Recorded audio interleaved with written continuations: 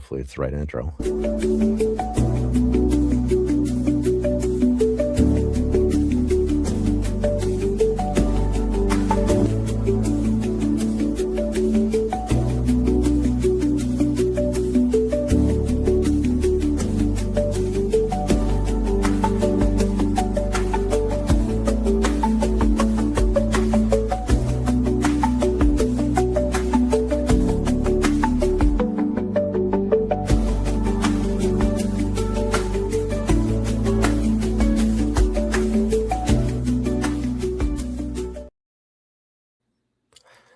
Welcome back to Brick Dynasty Live.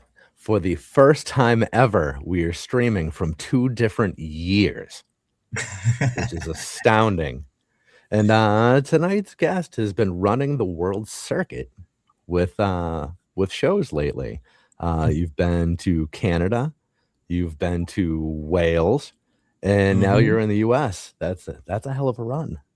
Oh yeah. Welcome, how you doing, Ken? Lovely to be on your show, mate. How are you doing, Papa Dingo? Oh yeah, it's doing great. I'm psyched to have you here. So first question I have to ask, because we'd get there eventually, so we'll just jump on it. The name, Liam Brick the Bed, where did that come from? Oh, the hard questions first. All right. Oh. It actually came out of wanting to change. I had my original name with my surname, and I was in the AFOL streams a lot. I was also in Stud City streams a lot. And I'm like, I need to change my name to something a little bit more interesting without my surname being doxing myself all the time. So one of Stud City's live streams, I'd picked out 4 names that I thought would be kind of cool, and I'd already made a decision on Liam Brick the Bed, but kind of wanted some feedback. So Stud City was gracious enough to put my 4 choices into like a poll on his live stream, and it was pretty unanimous that it was Liam Brick the Bed. I'm like, thank God for that, because that's the one I wanted. Awesome. Look, it shows I like Lego, and it shows that, I'm a pretty tongue-in-cheek, funny kind of guy, I suppose, to a degree. So, yeah, it fits me pretty well. And it's self-deprecating humor, and that's all me, like. Yeah.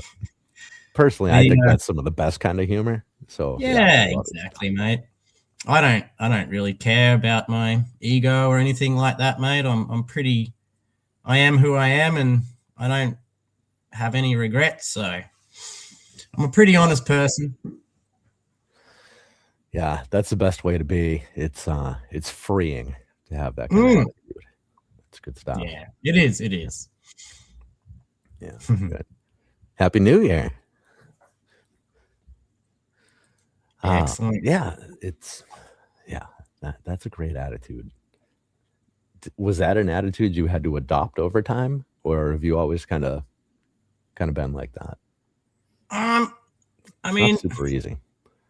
No, it's not, but like I just got to a point in my late 20s. I'm just like, sing like no one's listening, dance like no one sees you, and just be yourself. Like, yeah, pretty much, dude. Like, I stopped giving a crap about my self-consciousness and all that, and it's freed me up a lot in life, and yeah, feels pretty good. Nice. For sure.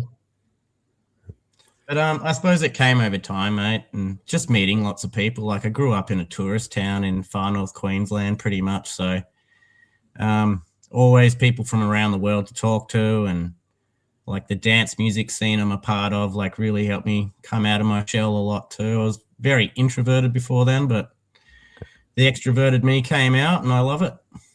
Cool. So what kind of dancing? I hadn't expected to hear that. Well, nothing like studio dancing. I'm talking about like underground rave scene. So we call it Bushduffen. And it's just a community of like-minded, like sort of the new age hippies, I suppose. But yeah, we'll set up gigs in like around waterfalls in rainforests and that kind of stuff, and just have a perfect nature setting, and then bring a whole bunch of speakers in and play a whole bunch of underground music, basically. Awesome. Yeah. I actually, for like 5 years, me and my a few of my mates got together and we started putting our own parties on and promoting that and making sure up and coming DJs had a place to be. Like there was a lot of bigger festivals up there and the younger boys weren't getting much of a play. So we just decided to design something for them and make sure they got listened to and that kind of stuff. So nice. Yeah, for sure, man. Awesome. And then, okay, so that was in the mainland though. On the mainland, yeah. Okay. Yeah. So how long ago did you move to Tasmania? I was born here, lived here till I was 14, and then we all moved up to Cairns, which is in the tropics, like, monsoonal sort of weather. And I lived there till I was about 29 and then came back down here. So I've been down here 13, 14 years. Okay. Joined up with Dad on the family oyster farm and been managing that for about 9 years now. Oyster farm. Yeah. That does not compute in my head. Oysters are a thing you farm, huh? Okay. Well, you got agriculture, right? This is aquaculture. Okay. I guess I could see how that works. All right. Yeah, I mean, I don't know anything about oysters other than to like see them at the grocery store or something. But Sure. in my head, I don't want to call them a wild animal, but it's something you go and find, not something you grow. No, we cultivate it for sure. We buy them like 2 millimeter across, which is, I don't know, Wow. 4/16 of an inch, I don't know. And we grow them up to mature stock. So yeah. That's cool. It's outdoors work. I see stingrays, seals, dolphins most days. It's pretty, well, It's up my alley. Like I love working on the water. I've always been a water boy, which is why I like lots of, like underwater and water related Lego, like, submarines, boats, anything that's got like a coral reef system sort of thing. Like that's the kind of Lego I really like. Nice. Okay. So that actually happens like in the wild, not like in like a backyard farm or something. No, that's right. We work in the ocean every day. Okay. Yeah. So we've got a shallow lagoon and we just grow them in that. So like the highest it gets is like 3 meters in the lagoon. And so my house is right on it. I can throw a rock into the lagoon from my house, which is very nice. And then you've got the Southern Ocean on the other side. So it's like a peninsula. So and the government there lets you actually use the ocean? Yeah. It's leased from the government. Okay. Oh, okay. So you have permission from them. Okay. Oh, 100%. Yeah. Okay. Yeah. All right. But I mean, to be perfectly honest with you, man, I've had a rough couple of years. Like the family oyster farm, we've been getting all these mysterious fatalities. We can't figure out what's going on. Like we're pretty certain with a lot of the scientists that have been working on it, it might be a lack of oxygen. So in summer months, the oxygen disappears and oysters have been dying. So, I mean, Dad's had to temporarily shut the farm down and I've had to find work elsewhere. And so it's been a rough couple of years in that department, mate. But, I'm still oyster farming and I'm hoping to go back to the family farm and manage that again. Man. So an oxygen issue? How does that work? Well, I mean, the water warmer gets, the less oxygen it has in it, right? Mm-hmm. You need constant tidal flow. We don't really know what's causing these events. So we're still in the dark and we're still trying to figure things out. But if we don't get any fatalities this summer, I think the old man's looking to buy some more baby oysters and start growing them again. Okay. So you went and got a job doing oysters elsewhere? Yeah. Okay. Yeah. It sucks, actually. Oh, yeah. Yeah. Yeah, I guess that makes sense. You kind of get you get into the routine of doing things your way. And yeah. I mean, I don't want to talk badly about the new business, like the new job I've got, but we did things a lot better, and their safety standards are pretty lackluster. Like, yeah, everything's falling apart there, and it's all about the bottom dollar and profit over like safety and other things like that, which kind of sucks. Are they big oyster? Mm. Yeah. Like a chain kind of situation, or how does that go? Well, they got shareholders and they've bought up a bunch of other farms, and they're just getting too big for their boots. So, yeah, the staff sort of get left to the sideways over profit, which is, it's capitalism for you, right? Yeah. Yeah. Wow, I wouldn't have thought oyster is like that level of big business. Get some guy in a tie and a clipboard comes and yeah. Do your oyster. Yeah, it's the second biggest aquaculture industry in Tassie, because we're just surrounded by water, right? So there's a lot of water-related aquaculture. There's abalone, there's salmon. Salmon's pretty big here. Yum. It's like one of 3 or 4 things that come out of the ocean I'd actually eat. Oh yeah? Yeah, I'm not a big fish guy, but salmon's all right. I'm pretty all right with that. Yeah, especially if it's got a little touch of Cajun to it. Oh, a little bit of kick in the face. I like that. Yeah, very nice. So you guys are what, 2 or 3 hours out of Happy New Year's in on the East Coast, right? Yes, sir. We're just a little under 3 hours away. 2:45. I think I'm like 15, 14 hours ahead of you. Also, I've seen 2026, mate. It's actually not so bad so far. Yeah. Did you? Nothing really terrible's happened yet, so I think we might be in the clear. Maybe this is going to be a good year. Good. Did you buy any of the new releases today? No, actually, I'm just hardcore saving for Brickworld Chicago at the moment. I bought the Goonie set day one, and I haven't bought a brick since. Well, wow, good for you.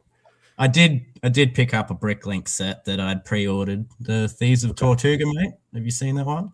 Yeah, that's cool. Yeah, I love my pirate stuff. I love my castle. I love my classic space. I love Star Wars and icons, ideas, all that kind of stuff. Anything that's nostalgic too. Anything that's based off a movie like Indiana Jones or Jaws, and like I said earlier, also like anything that's related to being on the water or under the water. Kind of love that. One of my first jobs out of high school was working as a dive master in the Great Barrier Reef in Queensland. Wow. That was my office. That was my office for a while. Wow. Yeah, the things I saw. Crazy. The things I saw. Man, that must have been amazing. It was pretty good. It was a lovely office to work in, honestly. Working with tourists. Yeah. It got pretty hectic and scary at times too. Like, I had minimal diving training, and you'd have someone panic under the water, and the last thing you want them to do is just swim to the surface just in case like their lungs blew up or whatever. So you sort of had to you'd have panicking tourists, and you just got to grab them by the leg and then pull them down and then try to calm them down without any verbal communication. Oh, man. So I learned a lot real quick. Yeah. Jesus. That's scary. Yeah. So a lot of responsibility for an 18-year-old, I'll tell you that much. Yeah, I'd say so. All right. So I understand like the concept of pressure and being under the water and whatnot. I wouldn't have thought that you could travel fast enough for your body not be able to adjust and keep up with that.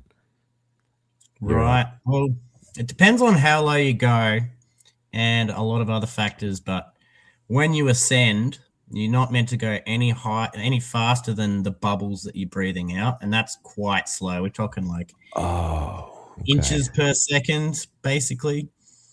And one or two things can happen. They can rupture their lungs, or they can have the bends, which is it's a buildup of nitrogen in your blood.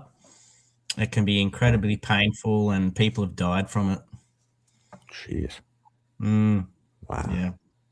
So one of the things they do is you go down like 20, 30 meters and you'll blow up a balloon with your oxygen supply, and then they'll make you send it up, and it just expands and expands and then goes, which is, your lungs if you did that. So, wow. Yeah, a lot of responsibility for a young fella. Oh, man. Mm. That's horrifying. Wow. Oh, yeah. Yeah. I mean, there's a lot of training involved. I hope so. Man. Sure. Well, that's enough to keep me out of the water. If I have not, no the reason to go that deep anymore. crocodiles, the sharks, and all the gropers will get you too. So, oh man, there's a lot in the oceans around here that'll get you. Man. Yeah, we don't have a whole lot of that to worry about around here. I saw the water's cold enough to keep you out anyway. Oh yeah, I mean it's pretty frigid waters here too, mate. We don't have icebergs or anything like that, but it's in winter she gets bloody cold. I had to dodge a tiger snake on the road yesterday. It's the first tiger snake I've seen this season. I think it's in the top five deadliest snakes in the world. What? And they're just out hanging around? Oh, yeah. So we've got 3 species of snake in Tasmania. Each one's deadly. They'll all kill you. Wow. And we got a pretty good saturation of great white sharks down here too. They come all the way up the east coast and go up to the east coast to Australia as well. So there's some big sharks. There was a daughter and a father. They were diving for scallops. This was 5 Christmases ago, and the daughter was on the boat. The dad was coming up to surface with some scallops, and this 5-meter great white just grabbed him in the middle, and the poor girl had to see her dad getting torn into 2 bits. I don't think they found much of the body either. So that happens from time to time. Jeez. My God, that poor kid. Yeah, some serious trauma right there, mate. Wow. Eesh. I mean, 5-meter great white. I mean, it'd be a good way to go out, though. It'd be a hell of a story, but yeah. Yeah, the story you can't tell anybody, though. Yeah, but you're almost legendized at that point, right? Like the guy got taken by the great white. We call it the man in the grey suit. It's the code. You don't want to go scaring people when you're out on the water with it, so you just call him the man in the grey suit. Those who know. All right. Yeah. I mean, they say that after you die, you basically only exist for 2 generations, right? And then after that, unless you're like a Rockefeller or something, you just disappear from history. Yeah, unless you put your name in front of the Kennedy Center or something like that. Yeah, totally. Yeah. But I suppose if you're eaten by a shark in some kind of memorable way or in memorable time, maybe you can stretch that out a bit. Maybe an extra generation. I don't know. I mean, yeah. I guess it depends on where. Yeah. Shark attacks are pretty common in Australia. I mean, where Bearded lives, oh my God, the amount of fatalities and just injuries from Western Australian sharks, like they're pretty crazy. Yeah. There's a huge surf community over there, and then where I live in Tasmania, there's a huge surf community here too. So yeah, it's crazy. Man. All right. So for that to actually get an extra generation, it would have to happen in like the background at a wedding or something. Yeah. They're out taking the the moonlit thing with the guy on his knee and the sun's just in the right spot, and then there's the shark and somebody out on a surfboard. Jumps out like Free Willy. Oh yeah. Yeah. Well, it's so I'm trying to picture how sunsets work for you guys, because you're in a whole different friggin' planet over there. Sure. I mean, we can. Well, I mean, you still have sunsets over the water. I mean, it still goes from east to west, right? So we can go to the east coast and watch the sunrise, and then drive a couple hours to the west coast and watch the sunset, which is kind of unique, I suppose. Yeah, that's actually kind of bananas that you can do that. I don't think there's a whole lot of places in the world where you can do both, like from a car. Yeah. We actually get some of the best sunsets here too, and because we're so south, like you guys get aurora borealis up north, right? Yeah, What's your over aurora? there.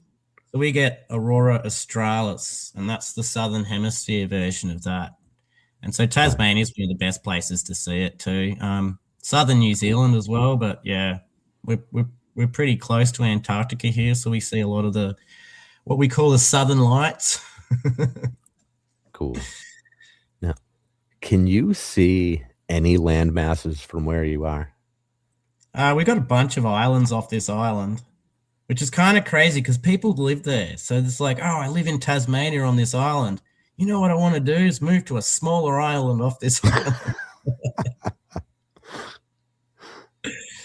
Yeah, it's crazy. Can you see them? You can see. I can't see them from my house. No. Okay. But there's so many dotted islands all through Tasmania. It's crazy.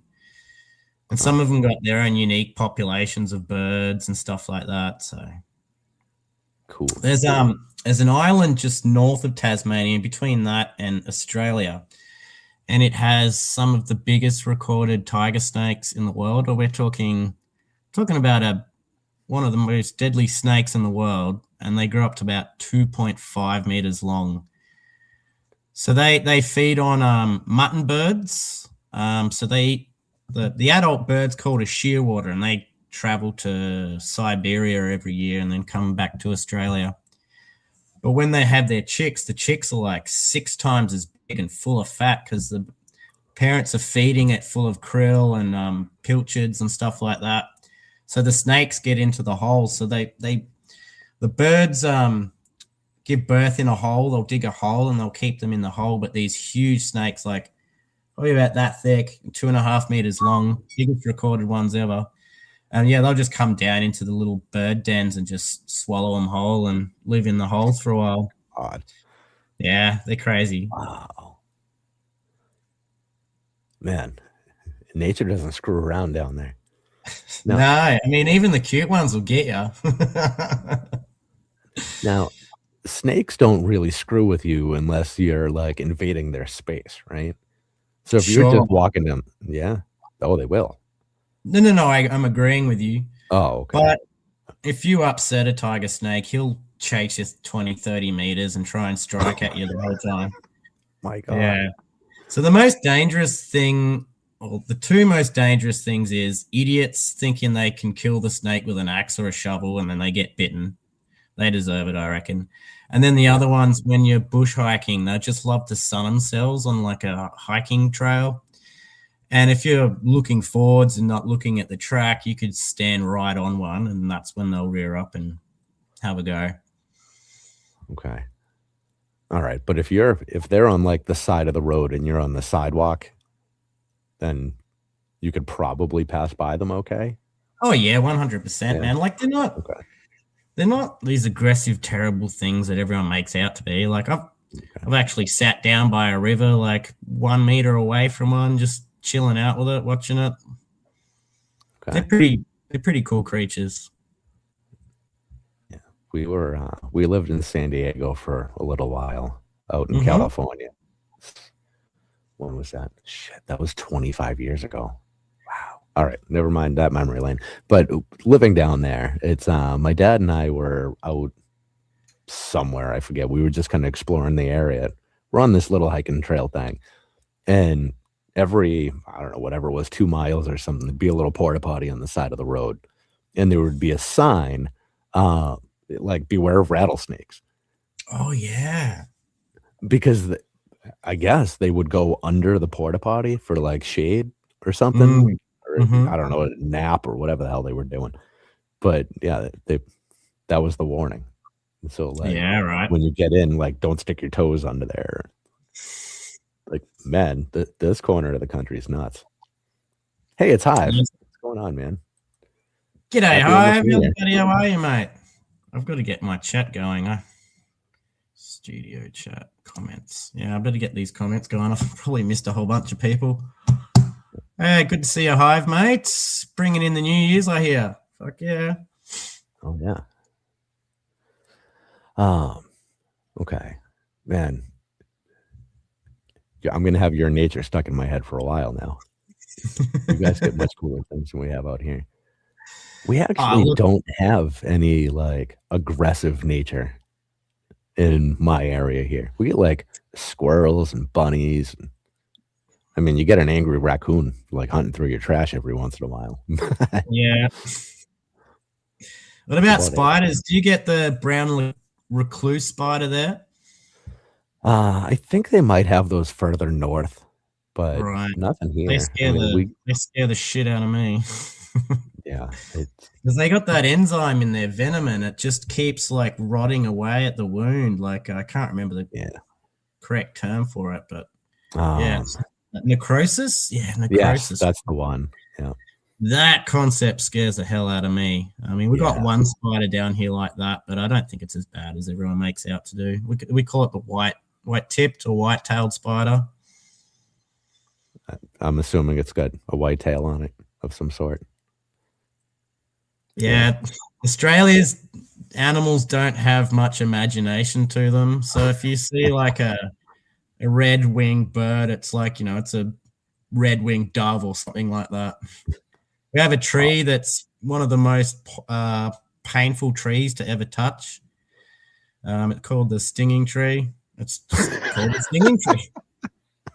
I mean, you don't want to touch it. Like you know where you stand with that tree. So. Oh yeah. Everyone learns to identify the leaves of that one pretty early in their life up in the north. I think it's got another name called a gimpy or something like that. But because that's the end result of touching it.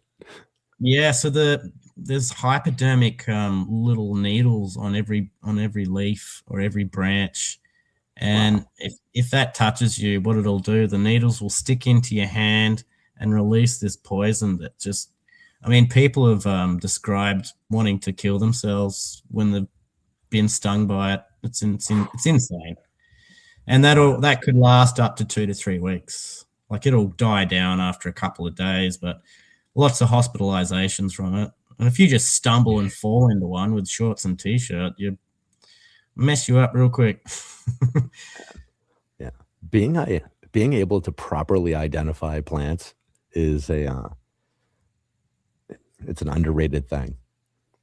Sure, 100%. Yeah, I always listen to my botanist friends. They got a lot of knowledge, and I mean, the day you stop learning things is the day you die, right? You got to keep learning. You got to keep evolving. And I love nature, so I love learning about these things, and it's just good to know what not to touch. Yeah. I was working at a Boys and Girls Club, 10 years ago or something, and we were clearing some brush out in the backyard, and this is in the city, so they only had, it's like a 30 by 30 little square in the back. And we were clearing all the dead brush and everything out of there to put in a little playground. And we're out there. It's the middle of summer, so it's shirts are off. We're wearing shorts. We're just covered in sweat. There was this, it was like a giant weed, but with bark on it almost. And I bumped into it, and it started like raining like white dust at me. It's like, wow, that's kind of funny. So I'm shaking it, whatever. Well, it turns out it was poison sumac. Ooh, Jesus. Which I also didn't know I was allergic to. Oh no, I can see where this is going. I looked like I had 3rd-degree burns all over my upper body for weeks. It was awful. It was so bad. I was like, oh man, wish I hadn't done that. It's crazy. Some of the defenses a lot of plant life have, they can't move, they can't run away, right? So a lot of them have built these defenses over millions and billions of years to stop like animals grazing on it. So, some of the things they do is just absolutely amazing. Blows my mind. Yeah. It's like, screw you, just be defenseless and get in my salad. I don't want plants that fight back. Day of the Triffids, right? Oh, yeah. Yeah. Oh, man. Yeah. All right. So briefly in the course of this, we did mention Lego. Let's get back to that. Yeah. So let's do that. So where did you start with Lego? Are you a COVID baby like a lot of people? Did you start off with Lego? What's that story? I'm actually what you'd probably call a post-COVID baby. Yeah. I didn't get the COVID experience everyone else did. I mean, you would have had time off work and all that. Mhm. We didn't. Well, I didn't have time off. I just kept working. So what Tasmania did, because it's an island, they just shut off the airports and the boats. Like essential workers were allowed to go to and fro as long as they isolated. But we shut down for 24 hours over a weekend.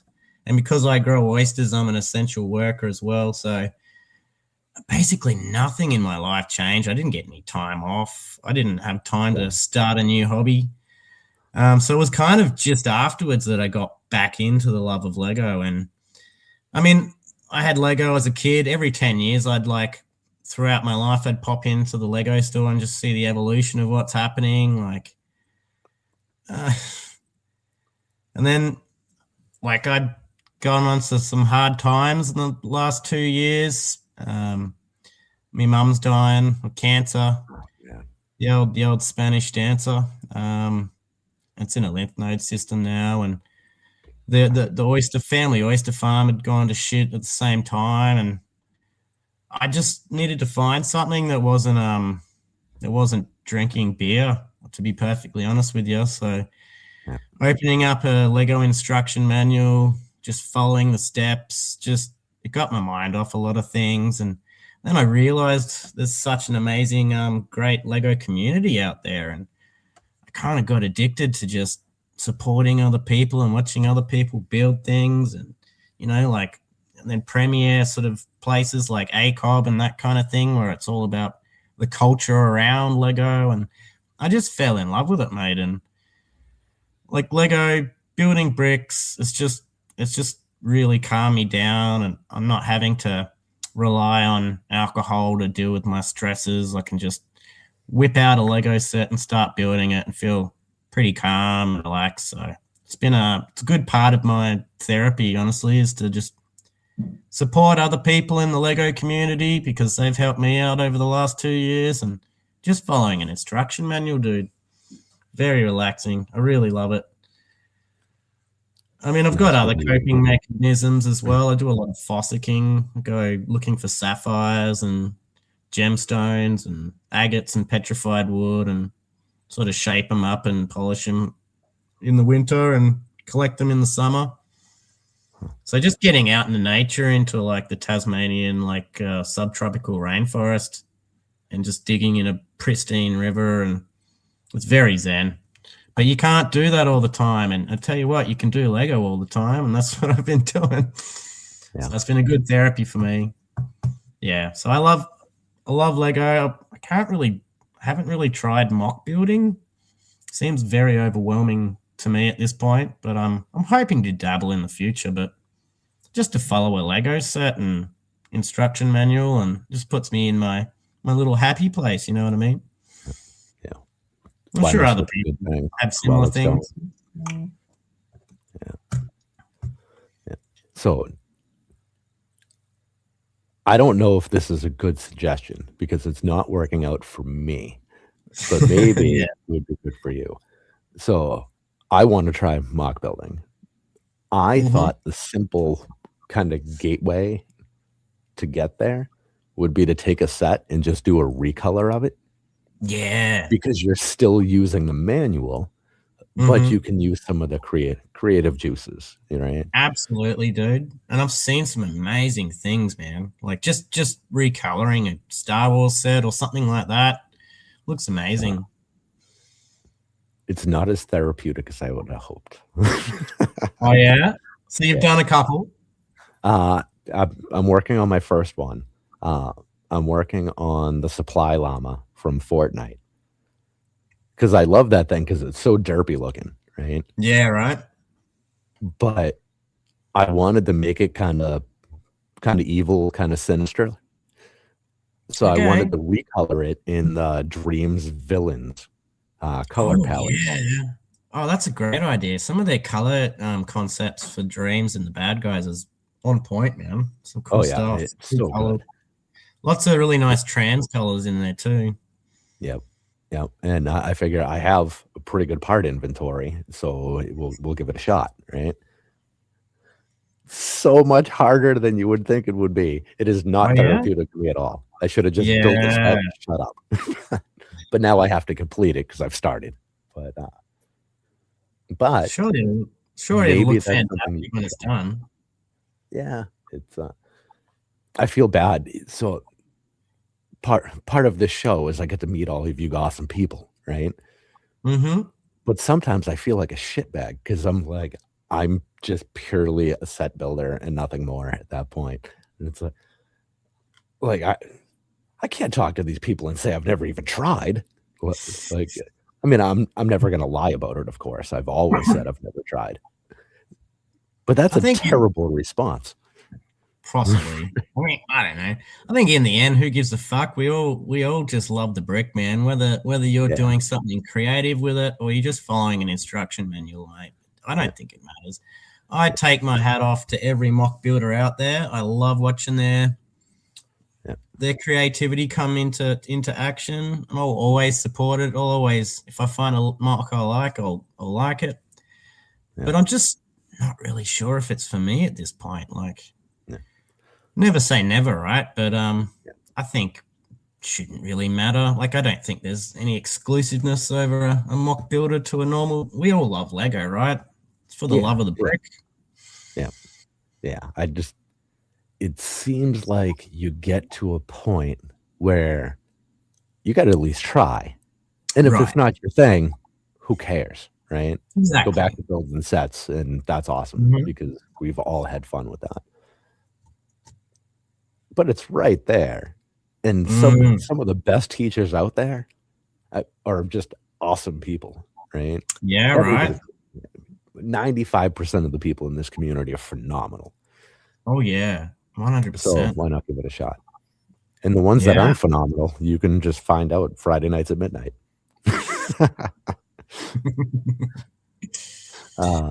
Yeah. Even if your mock's like a 10 out of 10, as long as you've made some effort, man. I like your mock. Like, it's better than what I could do. Like, I'll take my hat off to that. Yeah. I mean, I'll be satisfied if I get like a 2 out of 10. Sure. Yeah. Perfectly happy with it. Just the fact that I tried and it's complete. And then after that, I don't even need to try again if I don't like it. But sure. I think that's where everybody should be. So where are we at with this smart brick concept coming out with Star Wars this year, huh? Oh my word. It's terrible. Terrible. You think Lego would have learnt their lesson by now with like app-based sort of technology, like lack of sales? I don't know. I mean, like, none of us have seen this brick yet, but I think some of the sets it comes with, like, you've seen the minifigs, right, with the battery symbol on it and all this warning writing. Kind of ruins the minifig, if you ask me. Yeah, I don't know. If I wouldn't be too mad about it if I thought they were gonna have an even balance. Like, they give us a couple things that are smart brick compatible or whatever the hell they're doing, and then they just give a bunch of like good other sets, like normal sets that we would always expect. Sure. But it's really seeming like we're just going to get overwhelmed with this nonsense, and they're not going to give us a whole lot else. Yeah, that is my concern. Yeah. We'll just have to wait and see, I suppose. Yeah. I mean, I guess that's what it always comes down to with them. And every time we wait and see, it just shows up with another price hike and crazy things. And now we get a $10 poly bag that comes in a box. Right. Well, the thing is, like, I'm nearly almost priced out of Star Wars Lego as a hobby anyway. Like, the last year, like, I couldn't have bought that many sets of Star Wars because, honestly, it's out of my price range a lot. Yeah. And to add a smart brick with an extra X amount of dollars on top of it, you're looking at a phenomenal price for bugger all bricks, really. Well, the nice thing they've done is instead of making, a set that was 120 and became 160 into 200, they just cut the part count in half. You look at the X-Wing and it's got half as many parts as it should for the price, right? Right. That's shocking. Yeah, so that's how they made them affordable. They just made them very small. Yeah, I don't know. And why pick Star Wars and Pokemon as the two that you kick it off with? Totally. I mean, I can almost see Pokemon, but I mean, Star Wars, why would you want to make something already expensive more expensive any freaking way? Yeah. I mean, my first thought was, okay, Soundwave is really cool. The sound brick thing that's in there, that thing is phenomenal. Yeah, absolutely. Can't wait to get that.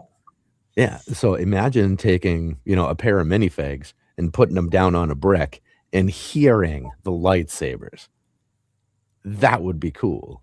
Oh, yeah. I mean, there's a lot of good potential in it, I suppose. Yeah. But they're going to ruin it.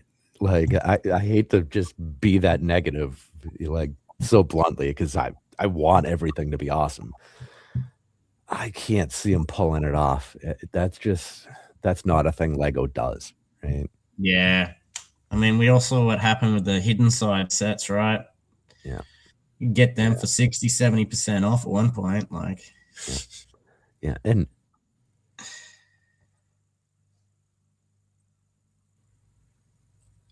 the whole reason I want my kids playing with Lego is because there is no technology. It's exactly only use the creative portion of your brain and nothing else, right? And just be quiet, do your thing, be creative, learn to follow directions, whatever. Mm-hmm. Don't bring a whole bunch of technology in it and bells and whistles. And now it just becomes I don't know, it's interactive, whatever you call them, they're action heroes or action figures, right? Sure, right. I don't want them to have that. I want them to have Lego as Lego. Mm-hmm. I don't know.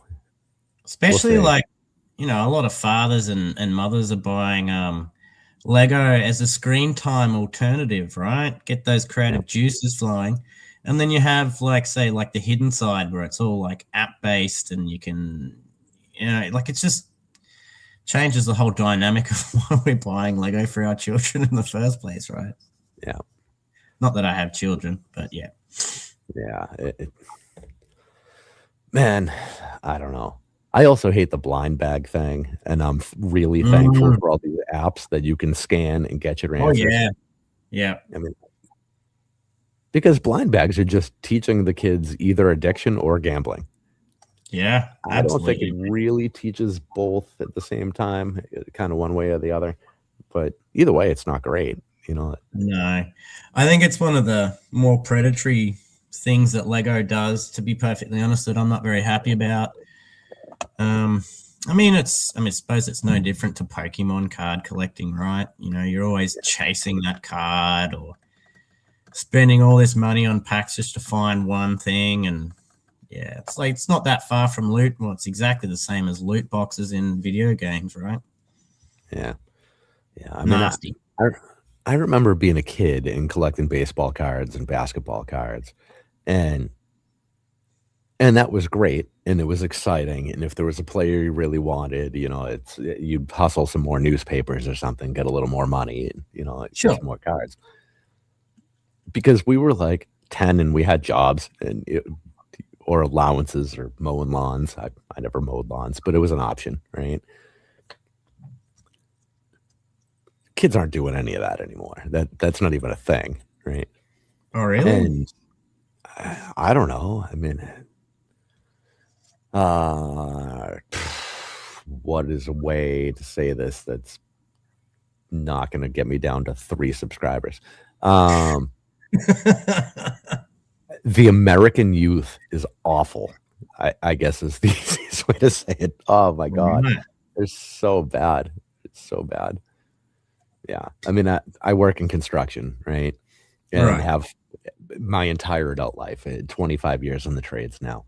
And I think 90% of our subcontractors are here from other countries Mm-hmm. because they come here and they work. Yeah. Good Awesome. work ethics. Yeah, I don't care where anybody comes from. If they're here Mm-hmm. and they're willing to work and they do their job great, Mm-hmm. let's put them to work. You cannot find a kid that comes out of an American high school who's ready to grind. I can't find any. You know, it's so bad now. Dude, I don't think that's America. I think that's Gen Z in a whole, basically. Yeah. Like, you know, mental health's a big thing, and we all should be very respectful of that. People have gone through some absolute stuff, but I think a little bit with Gen Z, it's taken the mickey out of it. You know, like, oh, I just had to have my 3rd mental health day this week, and you've only done 2 days of labor, and everyone else is doing all the extra work because you just need to be in your own head for a day. You know, it's like our generation used to just suck it up, get on with the job, and deal with it in their own time, I suppose. Yeah.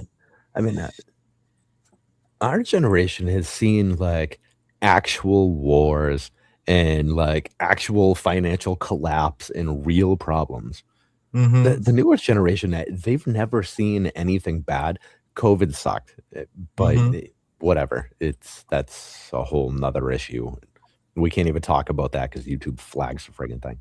But like, that's the worst thing that's ever happened to these kids. They had 18 months of inconvenience. My God.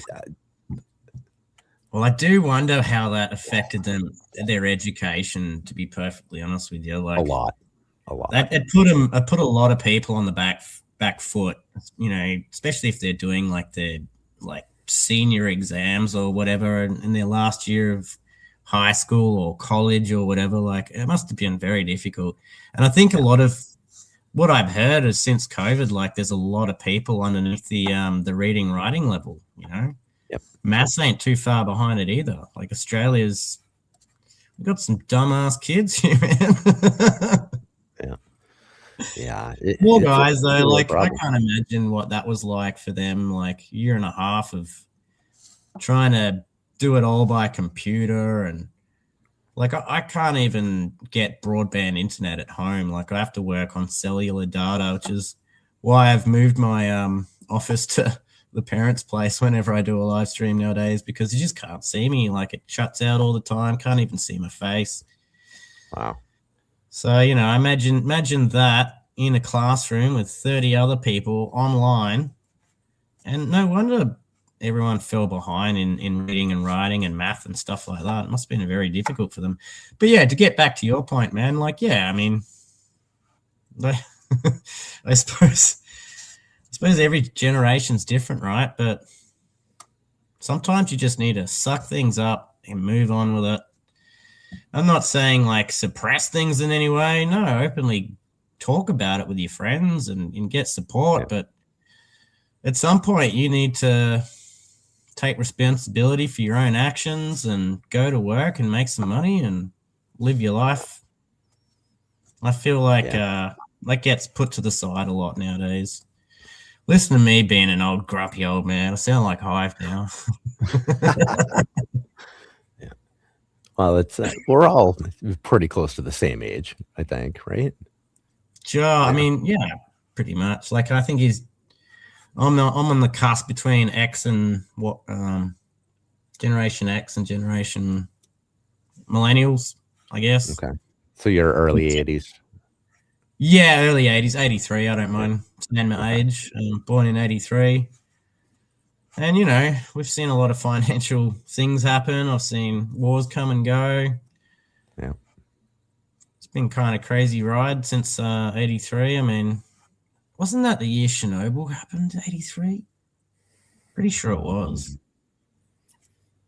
I don't know. I was too small at that point to really acknowledge things like that.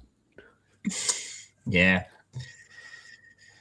But Yeah. looking forward to seeing what's coming out in Lego in the mid-year. Like we've had a lot of reveals early. So many. Which is like, I don't know, it's a double-edged sword, right? Like we want an element of surprise, and we also want to know what's coming out beforehand. So I don't know. The Creel house looks all right. The Stranger Things. Yep, we'll be buying that tomorrow. Oh yeah, right. Yep. Well, I mean, I don't want to buy it day one, but that goddamn GWP, man, it's under my skin. I kind of need it, you know. Yeah. Yeah. Well, that's part of why we're going tomorrow. So I don't pay full price for anything, just as a rule, like 0 times ever, right? Use points. What we will do is we'll buy the set tomorrow, and we'll sell the GWP, and we will sell all the minifigures out of that and just have the house. Okay. Because we really don't care about minifigs here. Fair. The only minifigs we care about are sig figs. I'm a big fan of those. I love them. I want everybody's. I really don't care about regular minifigures. I just can't.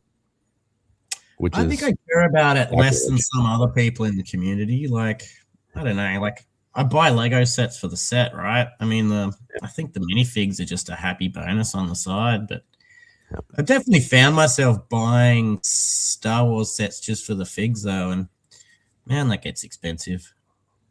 Yeah. I don't. Maybe it's different with Star Wars.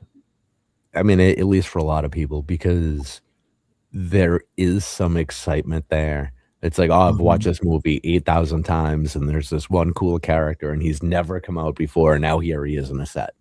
Yeah, totally right. Yeah, I can have some level of appreciation for that. I just don't have that level of attachment with anything, I don't think. Like, I can get really excited about a building or a ship or something, but it's like the characters, unless they're going to perform for me in some kind of, like, let them go. These boxy little people. You know? Yeah. No, I do love the sig figs too. Like, I'm probably going to come to Brickworld a little ill-prepared. I don't think I'm going to have a sig fig in time for it. But I'm more than happy to take any sig fig anyone wants to give me of theirs. All right. Collection. I'll make sure I have one for you. Yeah. Oh, that'd be great. Like, the only sig figs I've got is, to be perfectly honest, anything that Matt Black Bricks has made. Like, it's as far as I've ever gone good with stuff, man. Oh yeah, absolutely, man. Like, he does a good job, Cody. Hats off to him. Still waiting on my Dale molded figs. Yeah. Like, you wouldn't believe how long it takes for mail to get here from the US. Like, we're talking 6 to 8 weeks sometimes. Wow. I think it all gets put onto like a truck and then ferried over, and because we're on island time, just no one is very efficient here. You get your mail when you get your mail, basically. All right. So island time is a worldwide phenomenon. Oh yeah. Right. I like it. I'm a pretty laid back person, like borderline lazy. Like, I'll take up piano lessons just so I can not go to them. You know what I mean? How lazy I am. Yeah, it's we spent a little bit of time over in Hawaii, and I was just astounded by the pace of the people there. Everybody's just so chill, and they're just doing their thing, and it's like, I'm from the Boston area. I've been here 95% of my life, and it's a different pace here than even most of the country. It's fast. It's a little edgy. Everybody's just like somewhere between like an 8 ball and too much coffee, like all the time.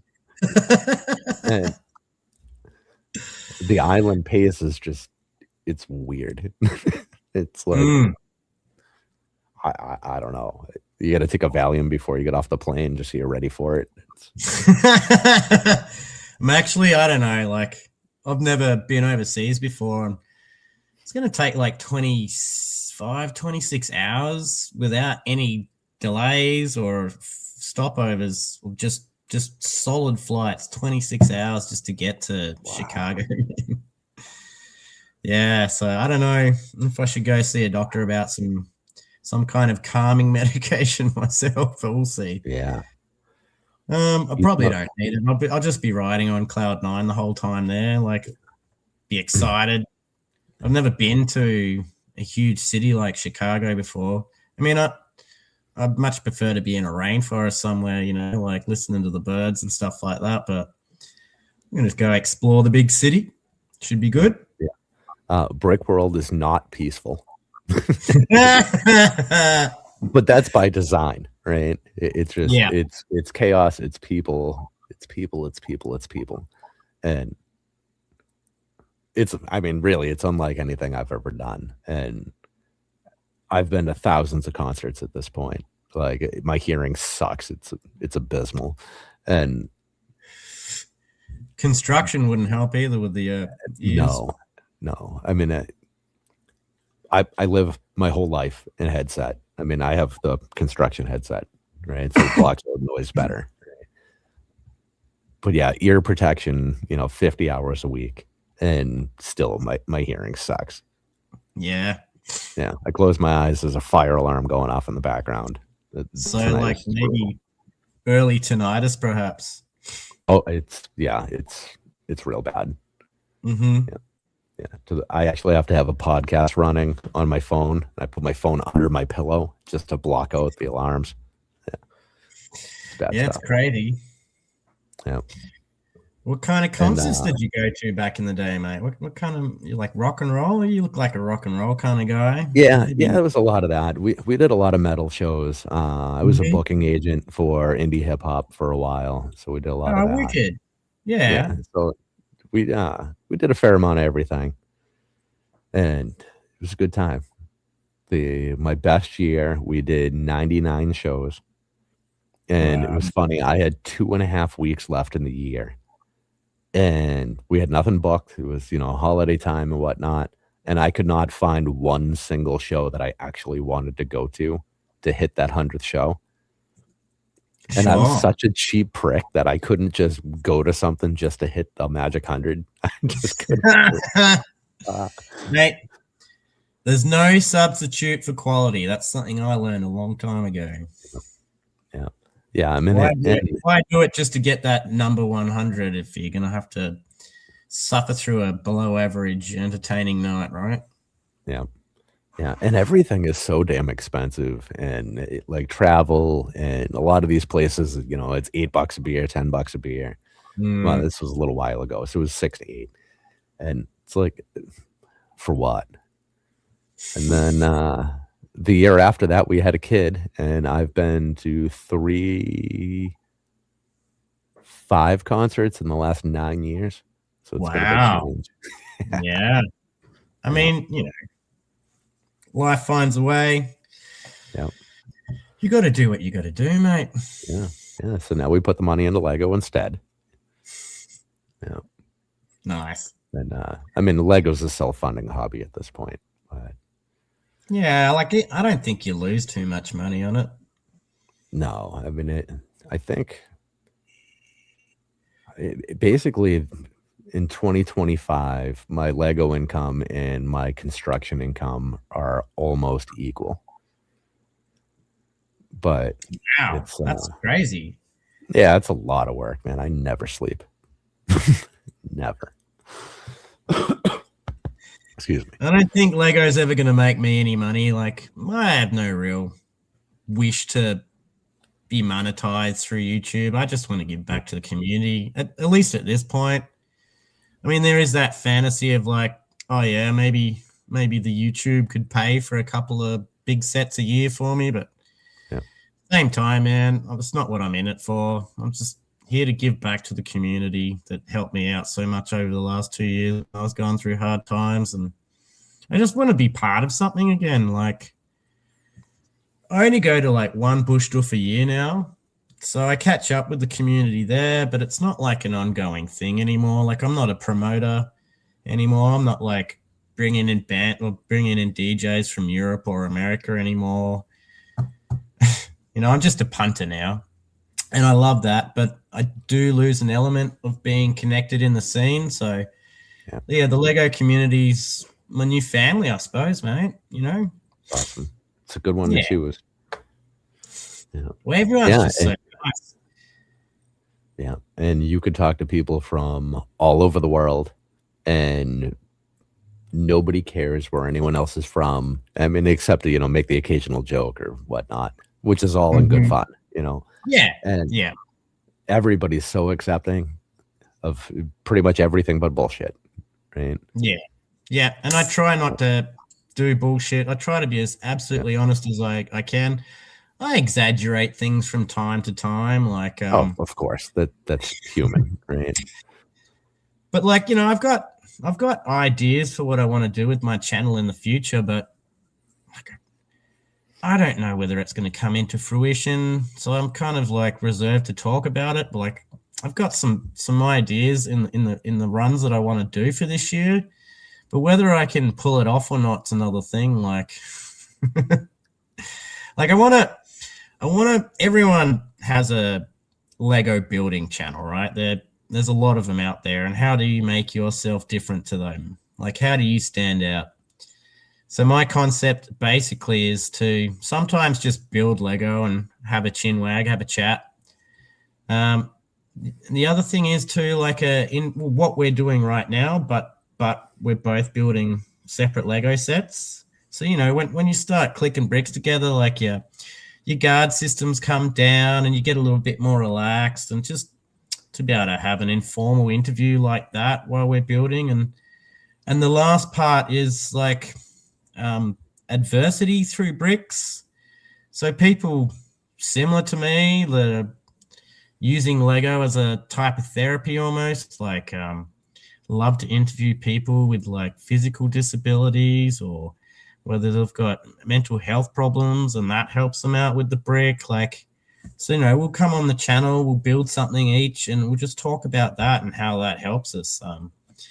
Whether you've got cerebral palsy or multiple sclerosis or Parkinson's or something, I'd love to interview you and have you on my channel.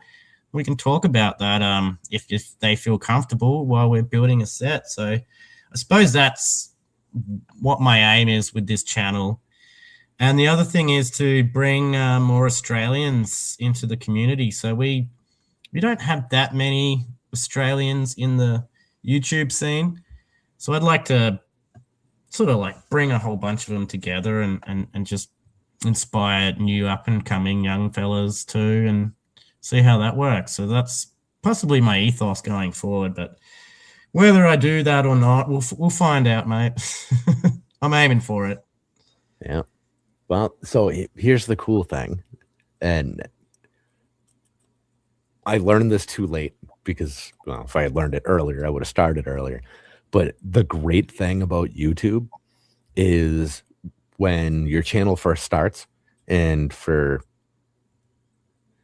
a very long time afterwards in some cases, not a lot of people are watching. So if you do something and you fall flat on your face, nobody even notices. And the 3 or 4 people that are there, they're kind of the homies anyway. So if you fall on your face, they're just going to kind of like give you a little nudge and a poke, and it's like, whatever, man. Exactly. Everybody's cool. Who cares?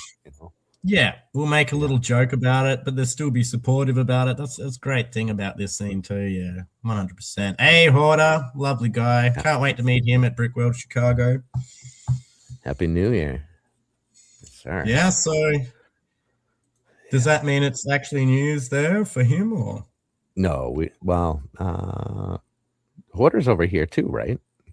Yeah. I'm not sure east or west or central. So yeah, so it's still 10 p.m. here, a couple hours to go.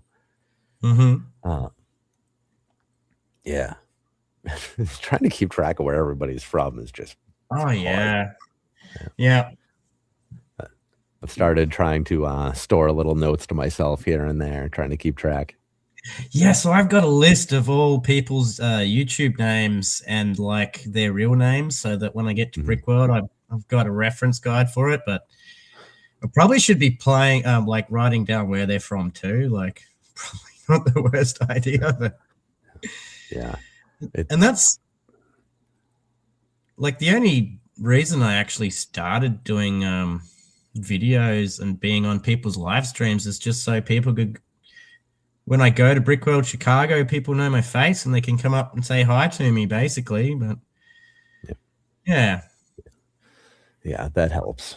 Yeah, I mean, that's part of why I've left my name on everything. You know, it's my full name is my Discord name, which is probably not the smartest. And I usually don't put my full name on YouTube, you know, but I spend so much time in Discord that it feels comfortable. It's home, you know. I'm in 22 Discord servers. Wow. Pretty sure it's 22. And I'm only active in 2 or 3, maybe 4. But so do you have your own one? You've got your own, do you? Yes. Yep. Yeah. Right. So the Brick Dynasty server, we started that one just for customer service for the Brick Dynasty app. I remember that. Yeah. But some people are fairly active in there, you know, sharing deals and other things that they find. And I really didn't want to make it a deal server, because Stud said he's already got that going on. He does a pretty good job over there, and that's kind of his thing, right? Yeah, right. You want to stand I don't want to. Yeah, I don't want to try to jump in on that. You know, we offer a service. If people want to, you know, work on that service and share some of their wins in chat, and you know, some other tips and whatever, have at it. But we don't like heavily encourage it in there. I'd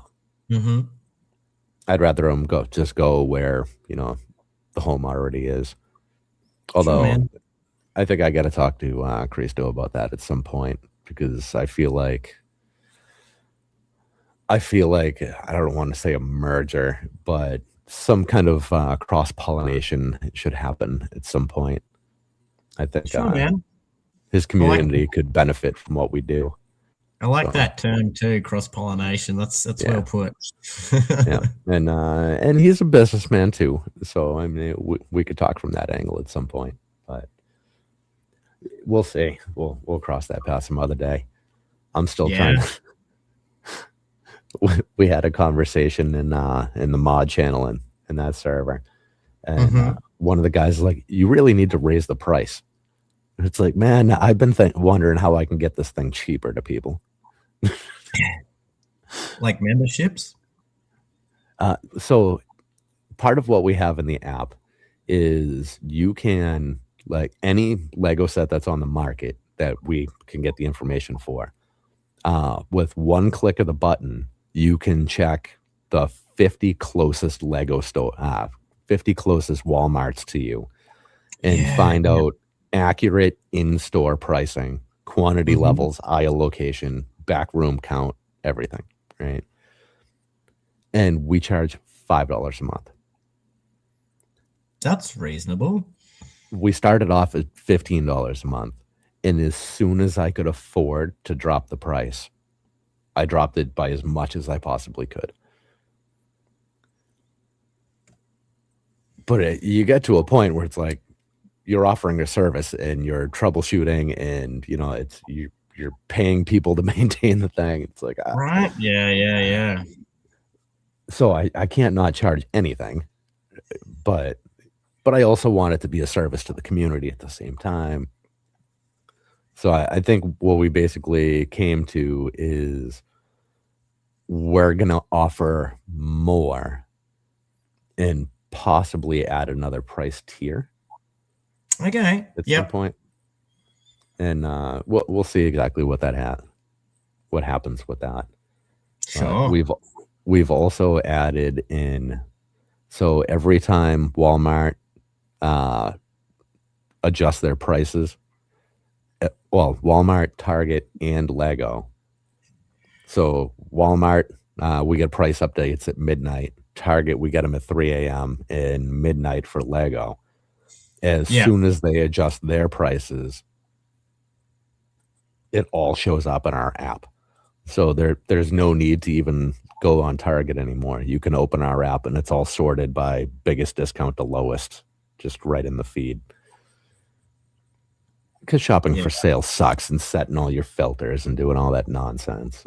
Oh yeah. Like Yeah. I'm pretty onto the Australian sales, but we get some pretty good deals down here for Lego too. Like Yeah. on average, I think we're paying just slightly less than America as of like 2 years ago. Like even Really? before all prices went up this year with certain politicians being involved and your tariffs. But yeah, like we might have something that gets released day one and then like count 1 month, 2 months, and it could be up to 25-30% off. Wait to Black Friday, you might get it for 40, maybe 50% off. It's crazy. You don't have to wait long for something to come down in price. And some of our department stores, like they mark the price up a bit to Legos.com's version, but you're already getting like they're already selling it at 5 to 10% discount from Lego's prices. And then they'll do like a 25% on top of that, 10%. So sometimes you're getting 45-35%. Nice. I mean, Wow. I only talk about percentages with Lego in Australia just so it's easier for other people to understand. Like, Yep. not expecting anyone to understand the difference between the American dollar and the Australian dollar bucks. You know what I mean? Yeah, the conversion with you guys is crazy. It's Yeah. what are you guys? You're 40% higher, something crazy like that. Yeah. I think for one Australian dollar, it's like 1.66 or 1.64. I mean, it's Oh, it's point. that much. Okay. Yeah. So we're actually pretty in tone with Canadian prices. We're pretty Okay. close to Canada. Yeah. So we're just slightly more expensive than Canadian prices. If you ever see those Okay. prices, that's what we're paying. Yep. Okay. So Yeah, the Death those Star, the Death prices I Star can get around. Yeah. is 1,500 Australian dollars. That's 50%. Wow. And well, it's actually cheaper than what you guys are getting it for. It sounds like a big number. It's a big number to wrap your head around because you're like, Mm-hmm. it's not $1,000, it's 1,500. You know what I mean? Yeah. Oh, but So it's it's 50. Yeah, it's 1,500 of your dollars. Okay. that's right, but it's still kind of technically cheaper than what you guys are getting it for. It's insane. Yeah. I can buy a roadworthy car in Tasmania for that price. What? That's incredible. Yeah. Wow. Man. Talk That's about getting bananas. priced out of Lego, right? Star Wars. Wow. But it is what it is. Like I don't hate the Death Slice, but I'm not in love with it either. I'd rather get that retired AT-AT more than that Death Star The any puppy. day. Yeah. Yeah. So early in my Lego career, I purchased that, and that was 1,300 Australian dollars.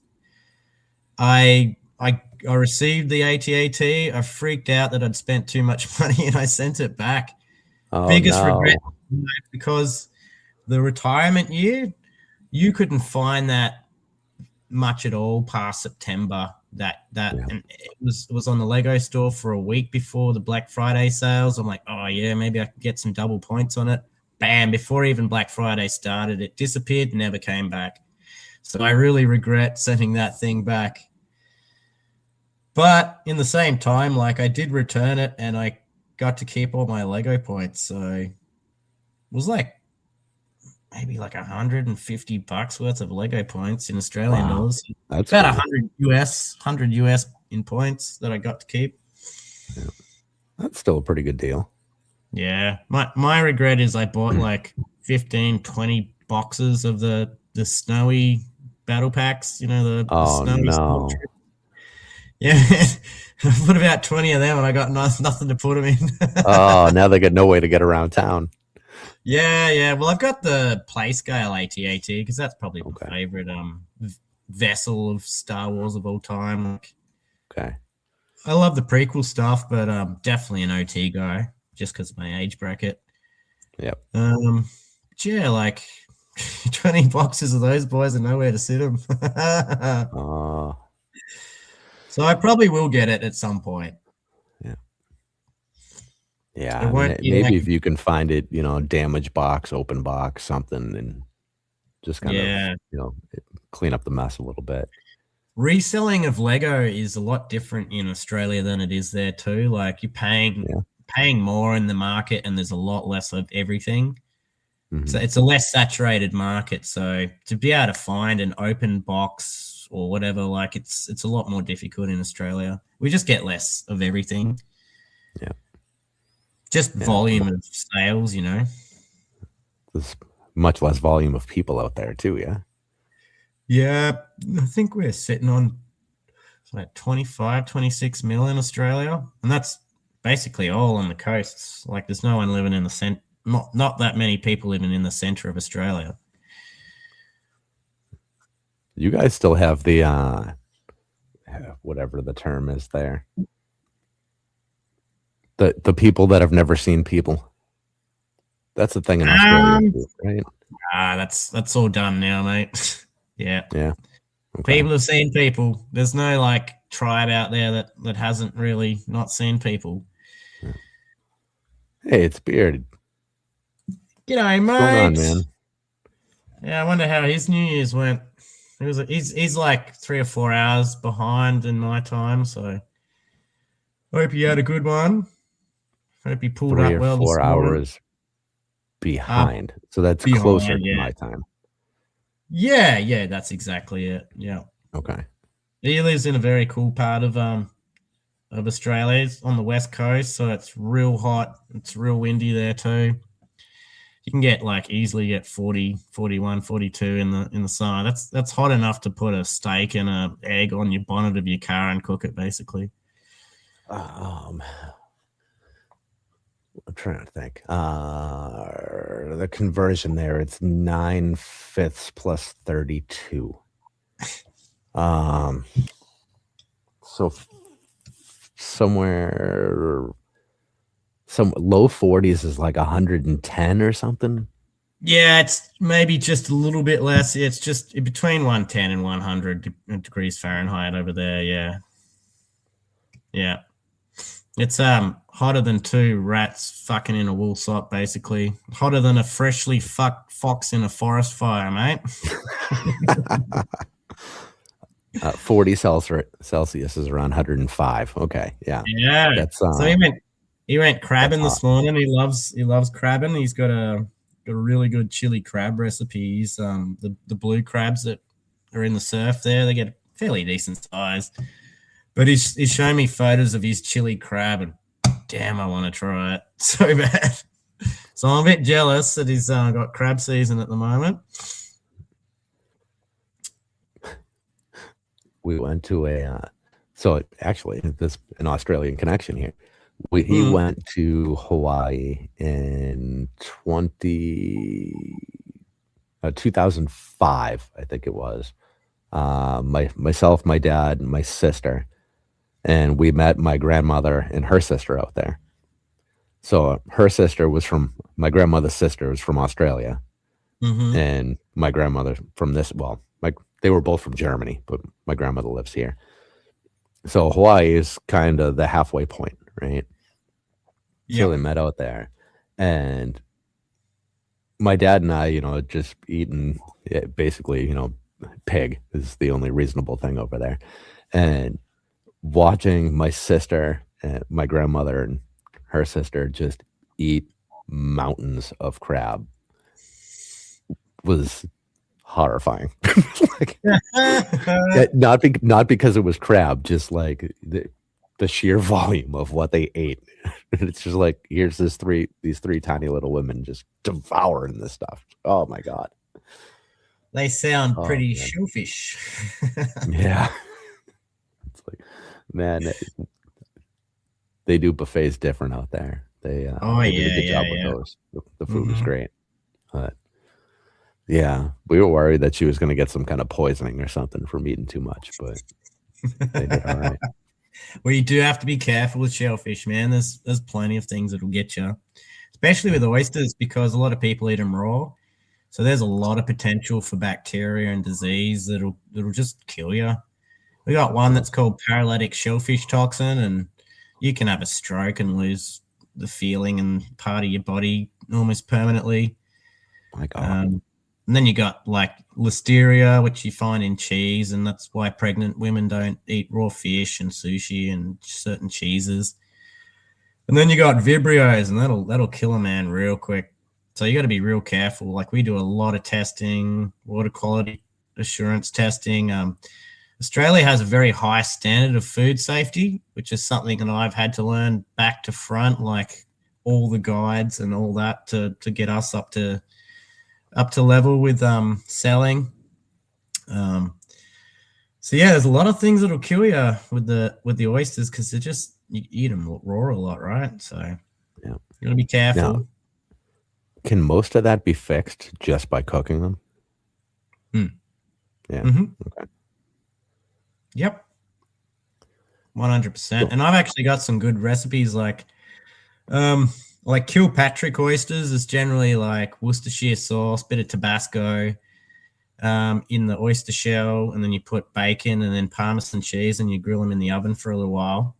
But I've got my own variant on that, where I use like Worcestershire sauce, Tabasco, dash of liquid smoke, and then instead of bacon, I'll put like pulled pork, like sort of southern style pulled pork on it instead. And it's pretty good. Pretty good. What is liquid smoke? It's like smoke flavoring, mate. So yeah, okay. So you can get all different, like apple wood, pecan wood, hickory, all the basic stuff you would smoke with, and they've just refined it into a liquid sauce, basically, and you can chuck a little bit of that into like a stew or a curry. It just adds so much depth to it, you know. Cool. I make a lot of jerky, and I just use a dehydrator instead of a smoker. So you just make your marinade and put a bit of that liquid smoke in there, and bloody beautiful. What kind of jerky? I've done venison, done kangaroo, I've done beef, I've done lamb. Lamb's probably the best, to be perfectly honest. Yeah. Huh. Yeah. But venison was real good. Venison jerky is very good. That I've had. Yeah, there's a lot of deer up this way. Oh yeah. Well, you got Boston area, so you get whitetail. You get mule deer. Mule deer? Yeah. Mule deer's, I don't know, it's a brown deer. Yeah. We only get one species of deer in Tasmania. It's called fallow deer. It's from Europe. It's the typical Bambi deer, you know, with the polka dots on them. Yeah, so why? And you're never gonna have any other kind of deer unless somebody brings it to you, right?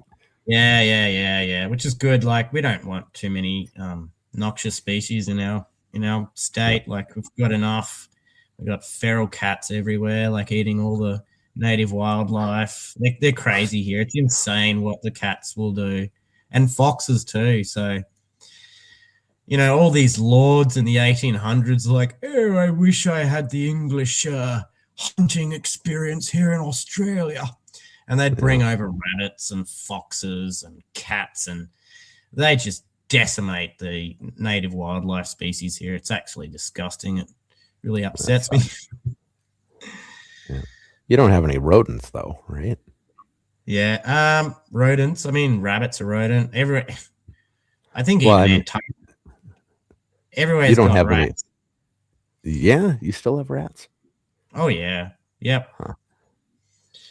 Yeah, there's some poor farms where they have droughts and they'll go out at night and the entire ground is just moving with mice. It's insane. Like grain farmers have a big problem with them here. Yeah, it's pretty bad. And the foxes are real bad too because like a cat will kill one or two animals a night. That's just that. But a fox will store things away for a more leaner time. So they might kill 10 to 12 species or animals per night, bury them, eat one, and then just keep going every night. And they can wipe entire species of marsupials out. Wow. It's pretty bad. Huh. That's funny because I would have thought the opposite, that it would actually be a net benefit cleaning up all the things that you don't want. But yeah, I guess there are things that you do want to keep around, huh? Yeah. Just looking at Bearded Brickman's post, like, yes, I've got Saratoga poisoning, which is from mature, big sort of reef fish. So they'll eat the smaller fish. I can't remember how it works. I don't know if it's a bacteria thing, but yeah, you can get quite sick from ciguatera poisoning from eating large reef species and stuff like that. Yeah, and he said, yeah, rats and mice are crazy in northwest Western Australia. It is what it is, man. Like we've had billions of years for these marsupials to evolve and survive in the Australian bushland, and then we just throw some cats and some foxes in there. And, do you know what I mean? Like, yeah, it's pretty bad. So I've tried to create a little bit of a sanctuary for my little furry guys. I got about 6 different species of marsupial that come up to my little bushland right behind the balcony there, and I make sure I put grain out for them and some fruit, and make sure I scare the cats off so that they've got a safe place to breed up and to live. Yeah. All right. So talking about animals, tell me about a Tasmanian devil. Those things are actually small, aren't they? Yeah, they're not too big. Hang on one sec.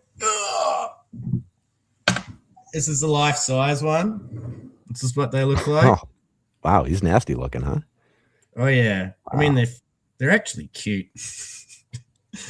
But it's just the expression, I guess. So they're marsupials. They have a pouch just like a kangaroo, and they'll rear their young in the pouches. They're scavengers, so they'll I mean, I've seen them tear through a kangaroo in like 40 minutes flat. It's just fur, nothing but fur. So they've got the strongest. They got the strongest bite of any animal of that size, and they actually can chew through and digest bone. So when you see scat out in the bush and you can see bits of shards of bone in it, that's the devils. Wow. So if we hit a kangaroo or a wallaby here in Tasmania, like generally we stop, pull it off the side of the road so that no devils get eaten as well. Yeah, and they make, I don't know if you can try and find the growl of a Tassie devil. I don't know if you can bring a page up and listen to the growl of a Tasmanian devil, but it's an experience. Let's see. And I just saw Bearded Brickman was just explaining how Saratoga works. So it starts way down with the plankton eating coral, and then it works its way up the food chain too, but it can make a man very sick. Right. Yeah, but I don't know. Tassie devils are my spirit animal. They're pretty unique creatures. We've had a lot of problem with facial tumor here in Tasmania, so we've isolated them into certain smaller islands off this island to sort of keep the facial tumor disease from wiping out the species. So they moved a whole bunch to this island off Tassie called Maria Island, which had a healthy population of penguins. There's no penguins anymore. The devils ate them all. Oh, man. Oh. Yeah, it wasn't the smartest idea in the world. Let's see. All right. I found a Tasmanian devil video here. Let's see if I can share this. Let's see. Okay, that's shared. All right, let's experience this. Let me know if the audio actually plays. You can hear it. Oops. Oh. What the hell?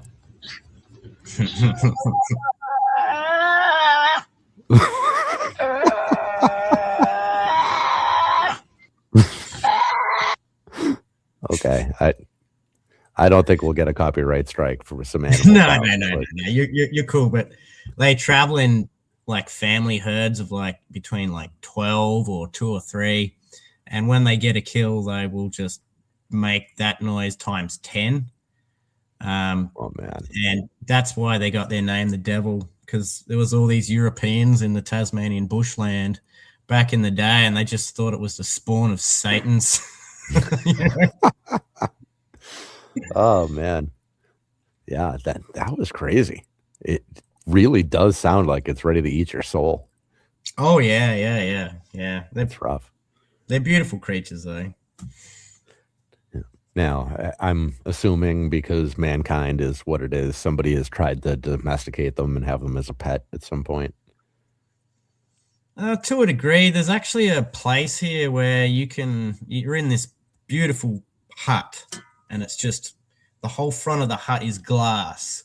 So you pay like, I don't know, 1,000 Australian dollars, and you'll get a five-star class meal while you watch the Tasmanian devils rip apart like a kangaroo carcass and eat. So it's like eating with the devils. It's way out of my price range, but I watched a doc on it, and there's this couple there that are kind of a kinky, weird older couple, and like that's their thing. Every year they go do that, and then they have a chalet, and I don't know, it's kind of quite sexual by the sounds of their connection to it, which is kind of weird. Like they just both really like watching an animal tear another animal apart, and then while having a 5-class meal, I suppose.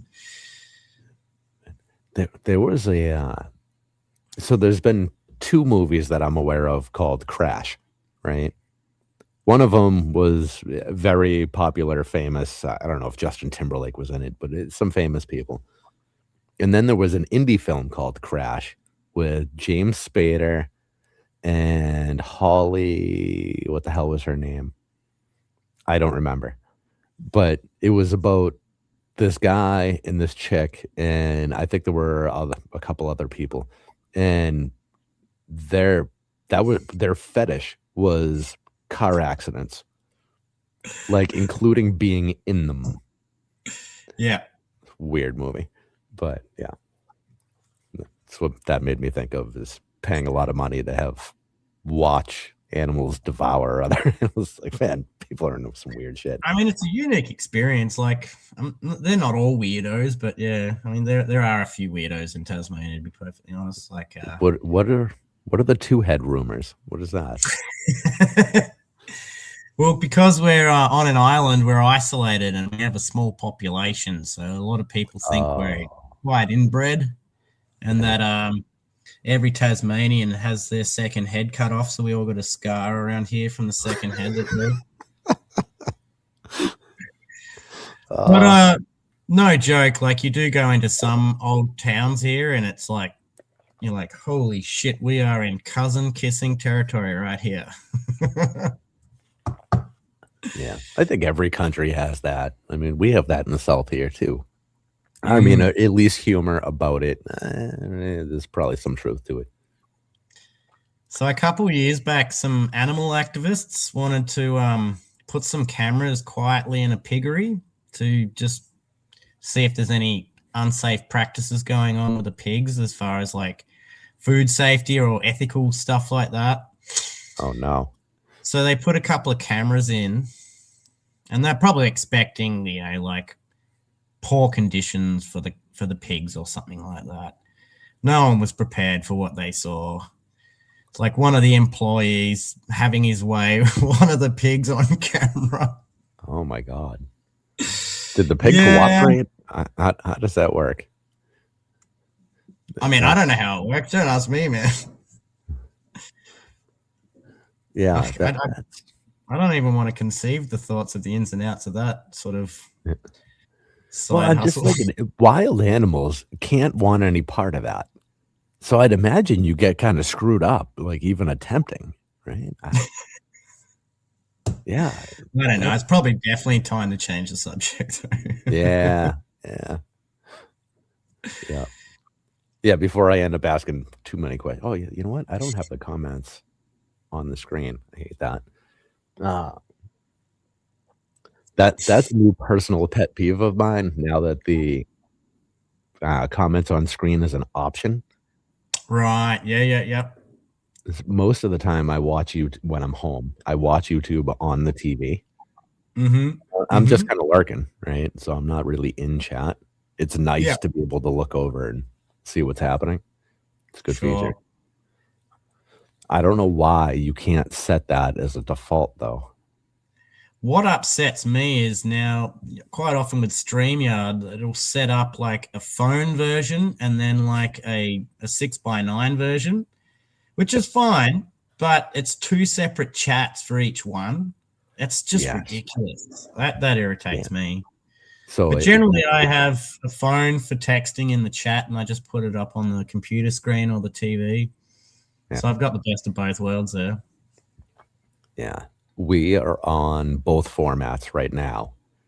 And what's cool when you're on our side of things in StreamYard is we get the unified chat, so we get to see both. Right. But as a viewer, it kind of sucks because you don't see both. Exactly. Yeah. Unless you share it on screen. Yeah. Exactly. But I find it quite frustrating because, like, you're like, oh, there's nobody in this chat. And then you're like, oh, who's the host talking to all these people? You know, like, oh, I'm in the wrong one. Let me get into the other one. But if they could unify the chat there, that would go a long way. I don't see why you need to split that up. I do have to duck out to the toilet quickly. Are you ready to run that promotion rules? Sure. Yeah, it's probably a good time to spend that. So you're back in 2, mate. All right, I will see you in 2.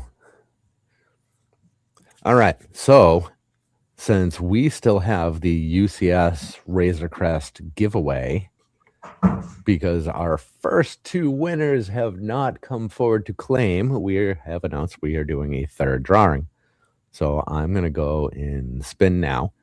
We had so many entries, I had to split it up over several wheels. So we will spin them all, we will pool the results, and then have one last spin.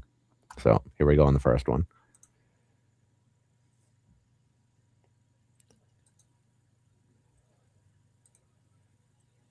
And I forgot to share screen, so we will do that in 1 second here. All right. So there's our first winner. Let me write that down. Bear with me here.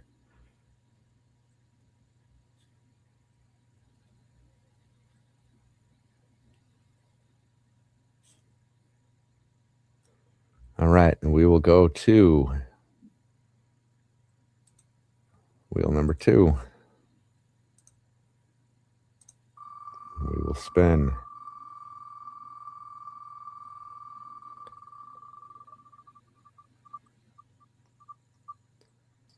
Number 2.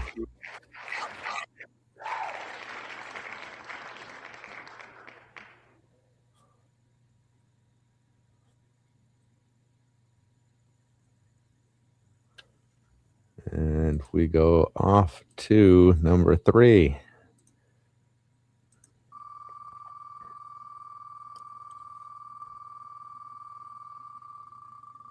Hopefully I can read my handwriting when we combine these wheels.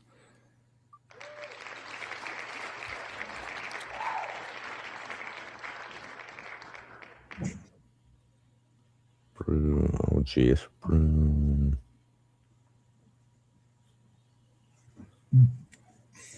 Hotmail email. How about that?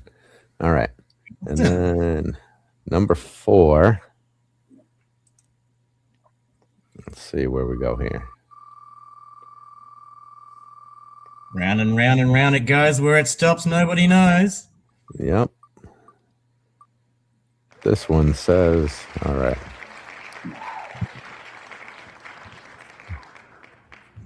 610. All right. So now we will combine those four quickly, and have our final winner. I don't know what this auto-populate nonsense is that it does. Let's see if I can spell.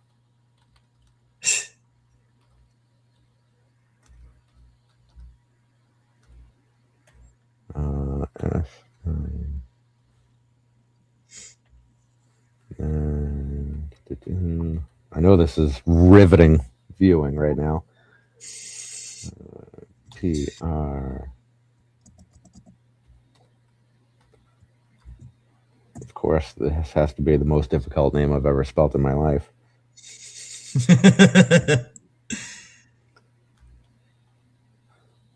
All right, two more.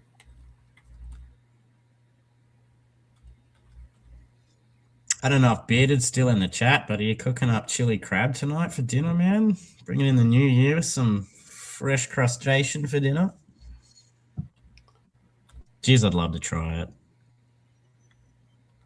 That's, what did you say? He's 3 hours away? Oh, 3 hours time zone. 3 or 4, I think, yeah. So I'd say it'd be just before midday or something like that, 11 or something like that. Possibly 10, I don't know.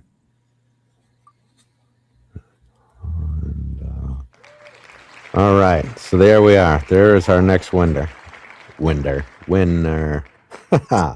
Honda Lover 610. Yeah. Yep. Okay, so we will put that out in the Discord and out on the interwebs, and hopefully we get somebody to claim this time. If they do not claim by Saturday, then I'm going to put it out just to the people in our Discord, I think is how we'll do it. Yeah. Or maybe we'll do a special live stream and we'll give it away just to somebody who's viewing. I think we might do that. I think those people deserve it more. Well, there's no point me winning a set from America. It costs more to send it here than it would cost for the actual set sometimes. Yeah, and I couldn't even buy it for you locally because it doesn't exist anymore. Sure. Popcorn crayfish. So that was on the chopping board, right? It's no longer available. Holy crap. It's all retired. So do you have a copy for yourself? I do not. This is the one. And I bought it specifically to give away. Mm-hmm. Yeah. I'll have it. Pick it up at Brickworld. Yeah, actually. Nice one. I just saw he's like definitely having chili crab and popcorn crayfish for dinner. Man, I've never even heard of popcorn crayfish. That sounds amazing. So are they the painted crays, Bearded, or are they the southern rock lobsters that we get similar to Tassie where they're reddish? Apparently the red ones taste better than the painted crays, but nothing wrong with the painted cray. They got wicked patterns on them. They look like almost Maori patterns from like New Zealand. They've just got some cool artwork on them, those painted crays. Oh, you call them lobsters in America. So it's funny you say that. So crayfish are small though. They're not like lobster size. They're just little bitty things, right? Mm-hmm. We have this little cut through in the woods from my house to the industrial park. Mm-hmm. I was walking through there. I think it was springtime with my daughter when she was a lot smaller. She's 5 or 6. Mm-hmm. And we're cutting through the woods to go to Dunkin' Donuts, get her some munchkins or something. Mm-hmm. And there was a little washout between the ponds on either side over the road. And she starts freaking out, "Daddy, a lobster! Daddy, a lobster!" And it was just crayfish going across. Ah! That's cool. Yeah. So I like Porter's thing here. Viewers should win, not somebody who just signs up for giveaway and never shows up. So typically I would agree with that. But the way we ran this giveaway is people could enter up to 6 times, right? by commenting and liking posts on all of our socials. We also automatically made everybody eligible who is on our mailing list, because the people on our mailing list are people who are registered app users for the most part. So I figured they use our app, or I shouldn't say they use our app. They've at least well, the app can be totally free if you don't want the stock checker version of it. So all of the other stuff that's in there that people can have for nothing. So just because they've created an account doesn't mean they actively use it. So that's the thing too. But yeah, so we'll give these people a couple days, and then we'll just do, I don't know, we'll do a special live. I can't call it a GWP. That's kind of ACOB's thing, but we'll come up with something for it. Sure, man. It's a nice set. I got the play scale Razor Crest, and I'm happy with that. It'll do me. I reckon there's a pretty good chance we're going to get another play scale Razor Crests with the new movie coming out as well, probably slightly recolored. Yeah. So, yeah, be interesting to see what that N1 Starfighter looks like as well for possibly May the 4th. So, yeah, with the Darksaber GWP. Oh yeah, I like that rumor, man. I like that a lot. Yeah, that one sounds good. Hopefully, that's better than the actual like minifig Darksabers that they've put out. It's not that flashy, is it? Sure. Yeah. Yeah, right. So Bearded hasn't bought the Razor Crest either. So yeah, so our crayfish or our rock lobsters, they're bloody huge, man. They're like probably the biggest ones are about the length of my arm. Oh yeah, from head to tail. And the ones in Western Australia that Bearded get are big buggers too. And the more southern or Western Australian ones seem to have a little bit more flavour than the ones you'll get on the East Coast or up in the tropics there. So they're pretty cool. They're big creatures, man. Dad had a taxidermicized crayfish up above the mantelpiece when we grew up, and a huge like king crab, like a deep sea Tasmanian type of crab, and the arm was like that on it. It was insane. Wow.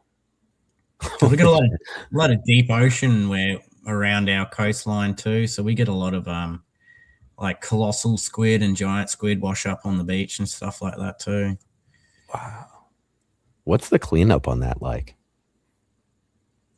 Like on the squid? Like can people lift those, or do you need like a crane on the back of a flatbed kind of thing? Yeah. Or do you just chop them up? Yeah, so like a lot of like our science mob, like the CSIRO and other biologists will usually get told about it, and they'll preserve it and put it in a lab and study it for its like stomach contents and that, because they're very, very understudied creatures. Like we're talking about, this is why sperm whales go like 600 meters deep to just to fish for these amazing creatures. And you know, you'll get sperm whales with like suction cup holes on their skin like this big from the squid trying to defend itself against these sperm whales. Wow. You know what I mean? Yeah, it's insane. And that's huge. Yeah. Wow. It is such a different world out there. That is nuts. Yeah. Well, I mean, the thing is, like, I've only got so much time in America, but I would love to see a lot of your creatures. Like, I'd love to see a mountain lion. I'd love to see an alligator. I'd love to see a bald eagle. And I've never seen a squirrel or a chipmunk before. What? I'd like to, yeah. Wow. We just don't have them. Yeah. Most of our little creatures of that size just hop on the ground. I mean, you know, we've got a lot of sugar gliders and sort of like animals like that that live in trees, possums, which are totally different to your possums. They are? Oh, yeah. Well, yours is an opossum and ours is possums. I don't know. Is your opossum is it a marsupial as well? Those opossums, you get freaking ugly looking creatures, man. Yeah, they're vicious little fuckers too. Yeah, right. Oh, tell you what I would love to see is a armadillo. That'd be so cool to see. You get them in the Those are south. cool. Yeah, I'd love to see one of those. Yeah, it's Kinky Friedman had a pet armadillo. Kinky Friedman, he was an author. He was also a member of the Texas Jew Boys. They were a country band. And one of his best friends is Don Imus. I don't know if you heard of Don Imus. He was a shock jock of sorts in the early, like Howard Stern days. He did sports commentary and some other stuff. Right. He wrote a book called God's Other Son too, which is fucking hysterical. Oh my God, is that book funny? Yeah, I love a good read, mate. Yeah, God's Other Son. It's special. It's special, that one. I'm just gonna write that down and might look it up later. Yeah. Recorded. Yeah. Yeah. I read that for the first time flying to New Orleans. And, you know, flying, you get the headset on, you're reading a book or whatever.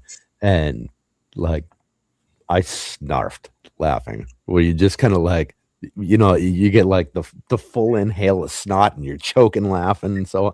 And I felt like such a retard because I was sitting with a bunch of people I didn't know. And it's just like in pain. It's like, oh, no. Oh, yeah. Sometimes you just, the really good laughs like that, the ones that like, they're almost debilitating. It's good when you can remember. Yeah. Those don't happen often enough in life. Oh, yeah. I mean, sometimes it's hard to find a good book like that too, right? Or a good writer that can hit that funny button for you as well. Yeah, I don't read a lot of funny stuff. There's just, that one was especially memorable. I like fantasy and horror more than funny stuff typically. Yeah. I mean, I love a good horror book too. Yeah. Generally, humor is what gets me. Like, that's what keeps me reading, though. I like funny books, especially when they're like autobiographies of someone telling a funny story, like a funny little anecdote or something like that. Like, that always gets me going because you know it actually happened, right? Yeah, for sure. Biographies are also the best business books, I think, even if they're not business books. You learn a lot of life in there. Sure, man. Sure. So how many bricks do you think you got in those little shells behind you there? So we have a little over, hey, Amy, Happy New Year. Yay! Hey, Amy. We have a little over 115,000 parts listed. And we are roughly 50% listed right now. Right. So you're on Bricklink. Yeah. Yeah. So I'm going to guess we have somewhere around 250,000 parts drawered. Wow. Yeah. And we've got another, I don't know, wherever we're at, 300 or 400 pounds of bulk we haven't sorted yet. So, wow. I don't know, 300 plus, I'm going to guess. Is there many minifigs in the collection? Any minifigs? Yeah, we got, I don't even know. Now I'm curious.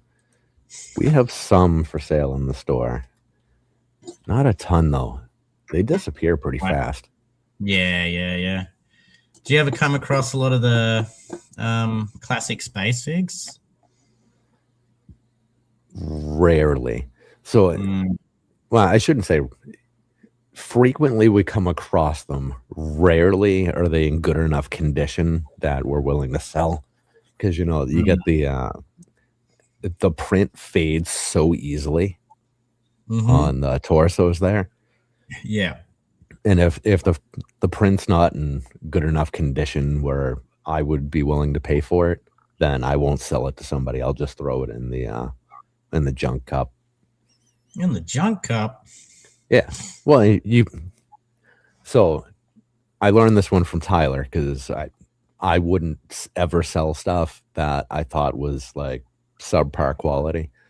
He said, just throw them all in, throw them all in a cup, basically a pab cup. And when the cup is full, just auction off the cup as, damaged minifigure parts on eBay. So you're not actually throwing it away. Yeah. Now, personally, I would never buy one of these cups from myself, because if I was to buy, a damaged parts lot, I would be thinking, oh, well, maybe you buy a complete torso assembly and it got thrown in there because there was just one cracked arm. Yeah. And the torso is still good. No. Right. If I'm putting it in there, there are no parts left to salvage. I've plucked the hands out. I've pulled the arms off if the arms were good. We salvage everything we can. Yeah, nice. A little dirty on Bricklink at the moment. I'm sort of not having anything to do with them for a while after the 35 countries they stopped reselling in. I find that's an absolute disgusting maneuver. Yep. And like some of their posts since, it's like, oh, thanks, Bricklink, thanks everyone for making us so big. And it's just like, I thought Lego was meant to be for everyone. It doesn't seem like it. It seems like Lego is for everyone except for these 35 countries. Do you know what I mean? Yeah. It gives me shit. So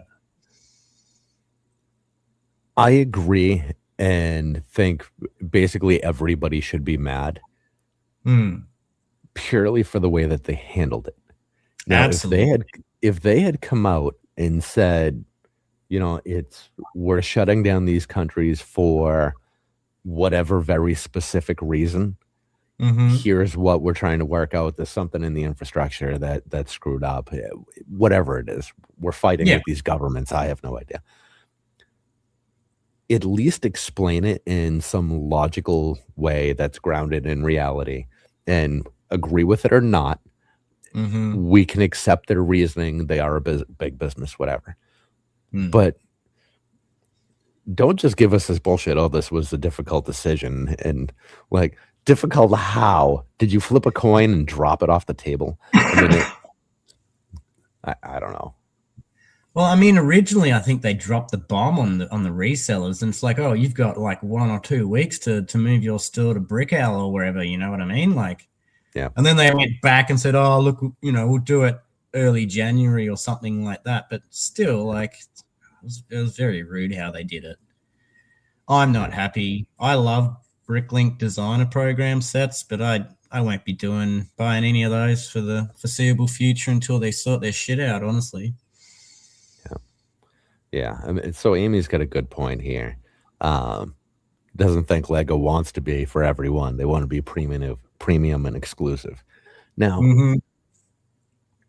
I'm okay with that to a degree. Make good quality stuff for kids and charge a little bit more because it's good quality stuff. Yeah. I don't think they're meeting that standard right now. No, the quality ratio is not there with the exclusiveness of the premium product. Like, you can see it happen time and time again. And then you see like Loomy Bricks and Fantasy. I actually have a fantasy of your fun hole. It's a little joke I like to make, but they're just going hand over fist, like doing really well. They're cheaper than Lego. It's the same. It's still the same ABS plastic. The clutch power might be slightly different, but they're going gangbusters at the moment. And I mean, I'd be more willing to support those companies that going ahead now, especially with the pricing of Lego. But yeah, I don't know. What did we do recently?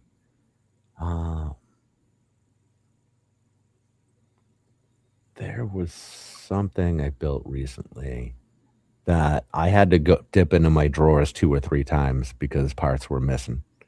Oh, and really? I'm not going to, and simple things like I don't know, a 1x3 slope or something. Yep. And it's like, I'm not going to report that to Lego and wait forever for missing. I have it. I'm just going to grab it and use it. But what the hell, if I was missing, just a simple stud, okay, whatever, that's fine. I probably lost it in the bag myself. That happens. But actual sizable pieces, those don't just go missing, right? Right. I only build on a clean slate, so there's nothing else around. Yep. It didn't go missing in a bag. They were clear bags still. We just got our first paper bags the other day, which was weird. Really? What was that experience like for you? It's easy to get those pieces in the corners of those paper bags. Yeah. Well, so my wife is go through them. Yeah, my wife is wrapping up the Going Merry from One Piece, and that was first set we'd seen with paper bags. Oh, wow. And I didn't like listening to the bags rip. I didn't like seeing them float about. I like the satisfying crinkle and rip of the plastic. Right. And, it's what we're so accustomed to, right? Yeah. Like Bearded and I haven't bought a set that's come out recently that didn't have paper. Like, they're all paper. Yeah. Like, you can't get the plastic anymore in Australia. Yeah. Which is leads me to my next point there is, why are we doing paper now? Like, is it better for the environment? Because, first of all, it's non-recyclable, and the inside lining of that is like a plastic wax. And I put them in the fire, and all I could smell was burning plastic, mate. So it's not good for the environment. It can't be recycled. What the hell are we doing? Like, yeah. What's the point? We're keeping up appearances. It appears that they are trying. Yeah. And they're a plastic manufacturer. Yeah, exactly. Right? Exactly. Yeah.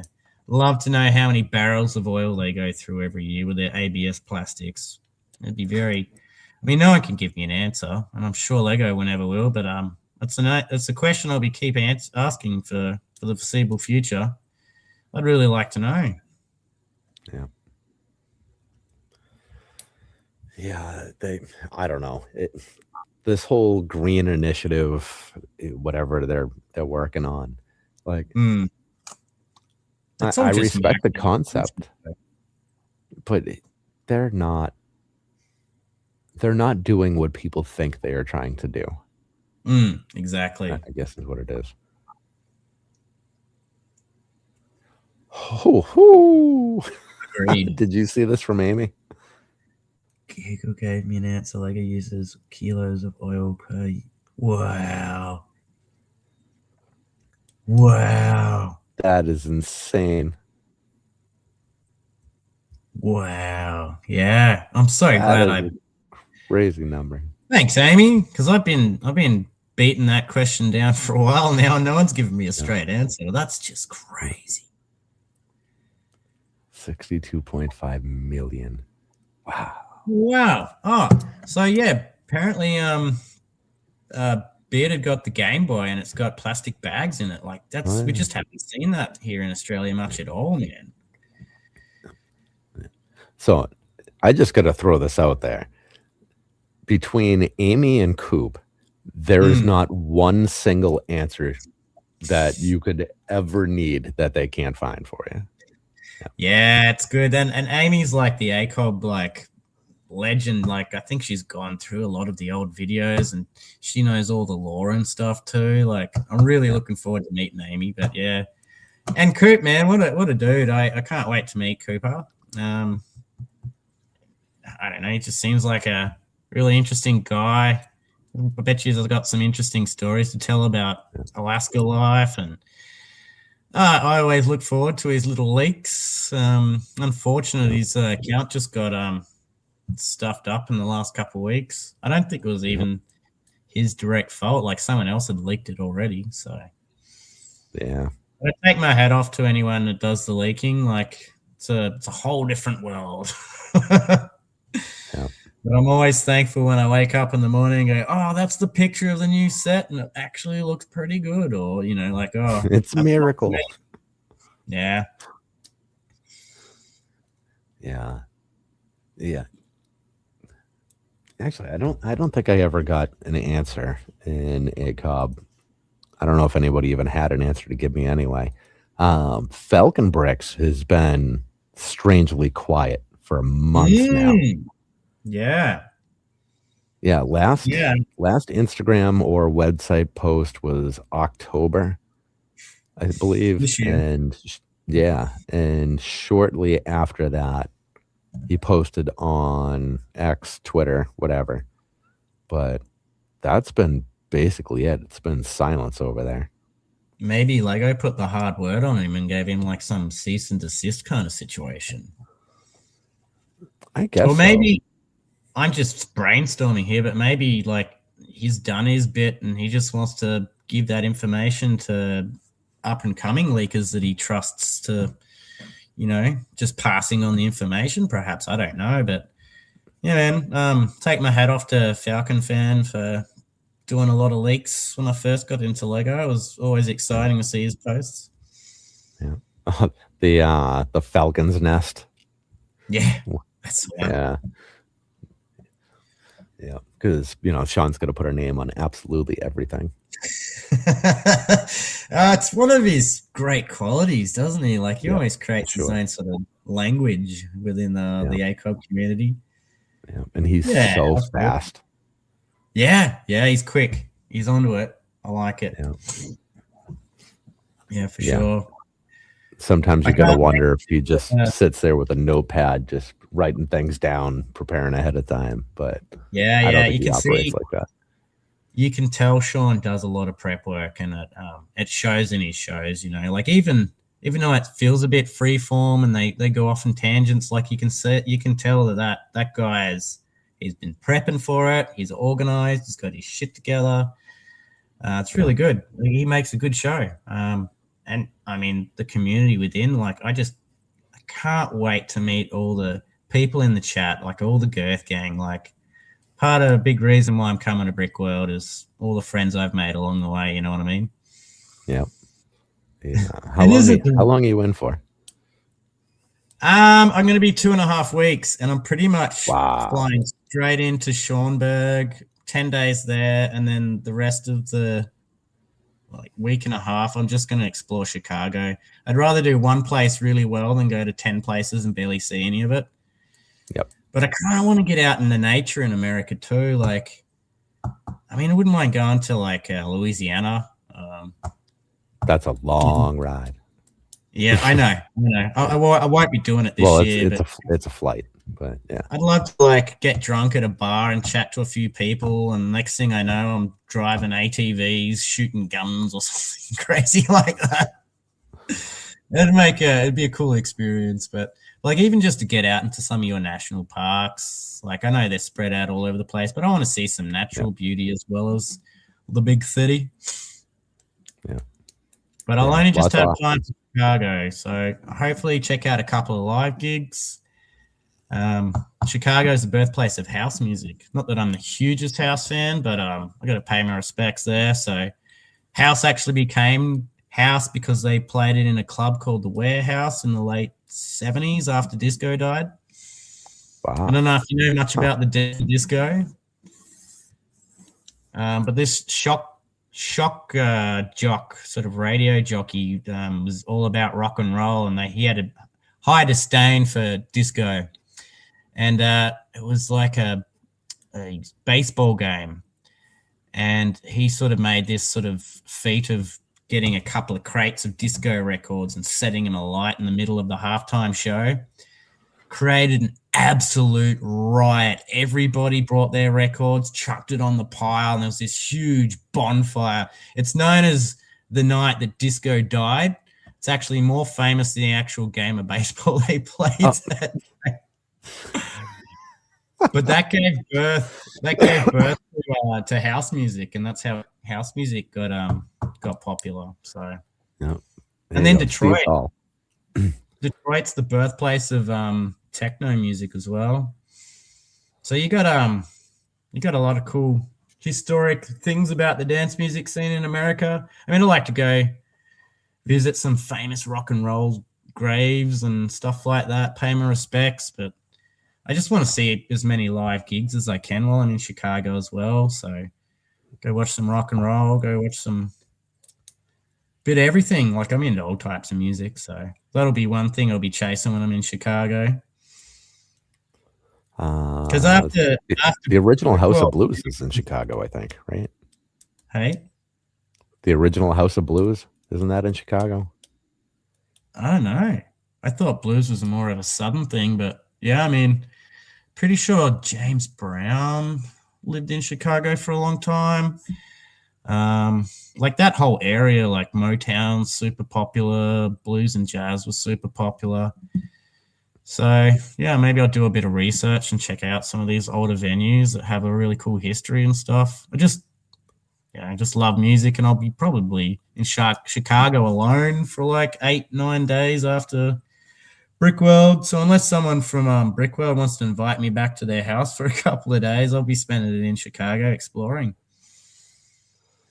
Who else lives out there? Brick Dad's very close. Oh yeah. Mark is very clse. He'll be way too busy. Yeah. But I'd love to meet his beautiful dog and his husband.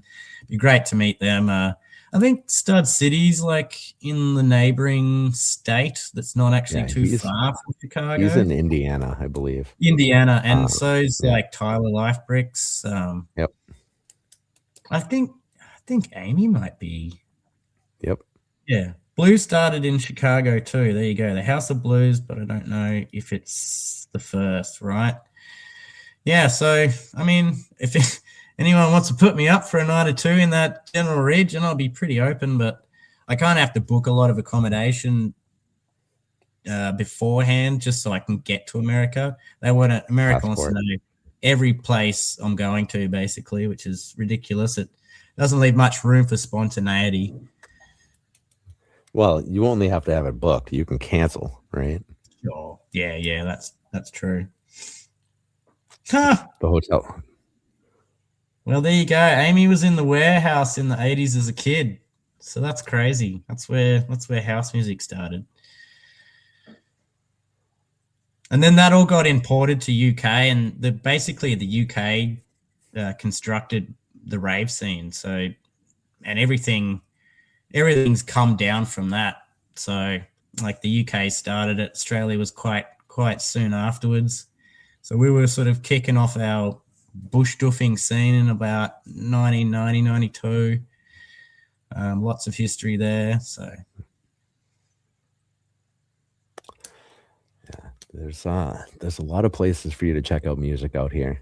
I mean, you'd have to schedule either a longer trip or a multi-stop trip in the future or something. And that's the thing, like this is just 2.5 weeks, mainly going for the Lego and just to get a feel of the experience of traveling by myself, because I've never been overseas before. This will be my first overseas trip. So I'll just learn a lot from that, and then I'll be able to expand from there, like in the coming years, go to another Brickworld and then go do some other different places. But I absolutely love like jazz, blues, funk, soul, hip hop, trip hop, glitch hop, like all of that, rock and roll. So I mean, like I'll listen to music from big band swing days in the 1920s still. Yeah, I love it all. I just hate pop music. I hate any type of music that commercial radio just tries to shove down your throat. There's so much music out there. There's not enough hours in the goddamn day, and they just want to shove the same crap down your throat every time. I don't like it. Yep. Yeah. Oh, you could have to be another trip. Work your way over to Minnesota and go to Fifth Avenue where Prince used to play. Oh yeah, the one that's in Purple Rain. Yeah, that'd be awesome. I actually really like Prince. I've never actually seen the movie Purple Rain though. No? Oh my word. No. But that guy was a pioneer, man. He pushed like drum machines and all that stuff long before most other people did. I still think he's the greatest performer to ever live. Yeah, absolutely. And then he could like play became every instrument. He could sing. He could dance in his very Prince kind of way. And yeah. And then he became the artist formerly known as Prince. Yep. Only someone like and then him. he relapsed and became Prince again. Yeah. Have you seen the Dave Chappelle dressing up as Prince? Yep. Chappelle is, man, he is something else. He's a legend, mate. Bloody legend. Yep. There's a reason why they call him the GOAT. Yep. Yeah. I mean, he can just disappear for, I don't know, I forget how long he was kind of gone for. And then he comes back like nothing ever happened. And it's like, holy shit, he's still has not lost anything. It's so funny. No. Super funny.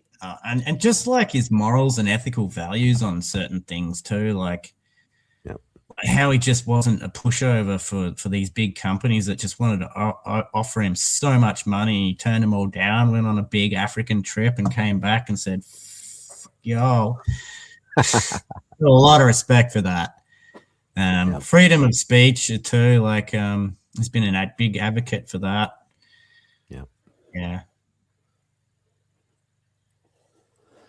Yeah, it's freedom of speech is in a lot of trouble all around this world. Yeah. It's not good. I mean, you don't want to single people out and put people down and stuff, but at some point, like everyone has to grow a spine and realize that they're not just having a go at certain minorities, they're just having a chat. I don't know. So I said this a while ago and cut a little bit of flack for it, and I don't give a shit because I still think it's right. I think by the time everybody, male, female, whatever, by the time you're like 13, you should be punched in the face. Just completely sucker punched right in the face by 13. One time. And not by like an authority figure, just by a peer, right? Because it changes your perspective on life. Absolutely. And it makes you realize how fragile you are, like as a person, especially, being that young, because you're going to heal, you're going to be fine, right? And then you understand not just what it feels like, but what it would feel like to inflict that on somebody else, right? Yeah. Yep. Because they're like, I don't know if you see any of this, the Antifa nonsense that was going on over here, but those were just a bunch of spoiled brats all wrapped up in, black and mask and shit. These are kids that had never experienced any violence in their life, so they didn't understand the repercussions, and then they're going out and getting paid to do all this nonsense. I'm not going to let this get political, but like if some of these kids experience that, 12 or 13 years old, and again, by a peer, right? And they're young enough, they heal fast and everything, because I think that's all an important part of the equation, right? Yeah. It would change 100%. Their perspective, and people would be on a better path.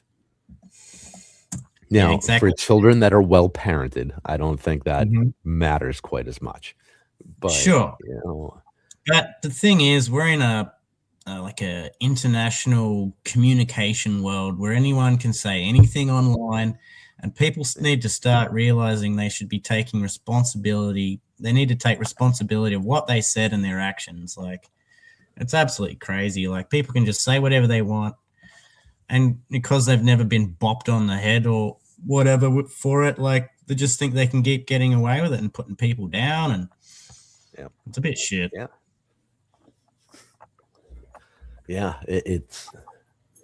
I'm not going to promote violence, because I don't think violence is a great move. But I also think that there are times where it's, to a degree, it's necessary. I don't think it's necessary in a day-to-day polite society, and I don't think that should be a thing, right? But, it's, if you saw Hive's post the other day, the whole punching Nazis thing. Like, yeah, I'm with that. Like, it's yeah, and like I can't find any like buts to that statement. Like, I'm generally okay with that. Like, I find it highly unlikely that I'm going to encounter a Nazi in my life at this point. But yeah, I mean, if I was walking down the street and saw somebody get punched, and I like, oh well, yeah, you know, exactly. I mean, I'm not a violent person myself, but like if I see someone being teased or bullied, like I'm going to say something. I'm going to get right up in your face and make sure you know that wasn't okay.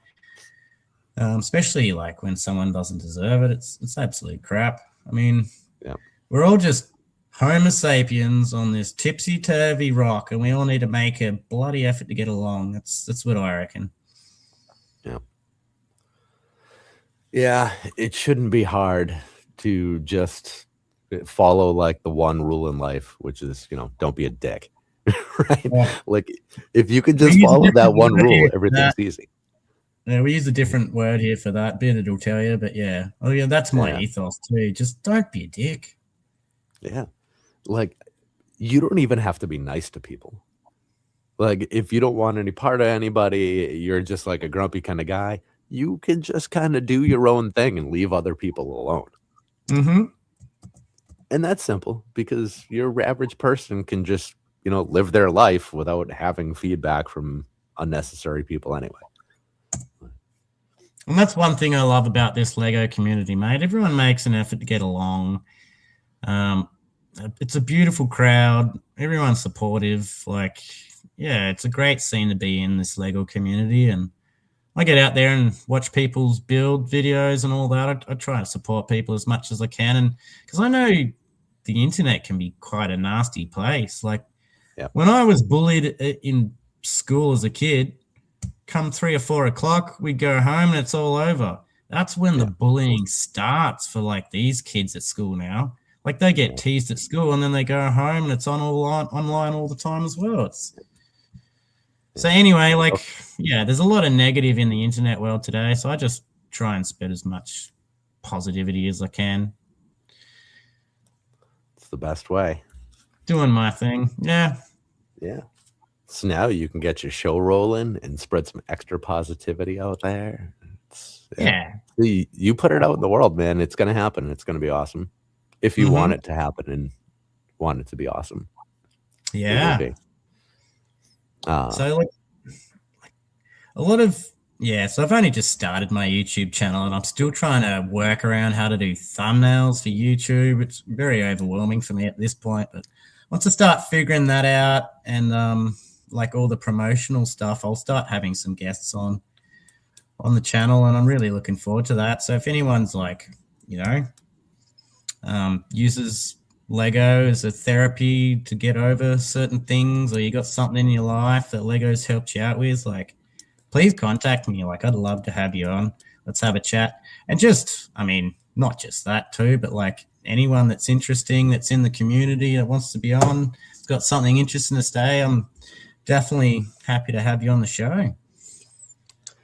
Talk to Jono from Lego Masters. He's over in New Zealand, but that's a close time zone for you. Wicked nice guy. He was one of my first like 4 or 5 guests.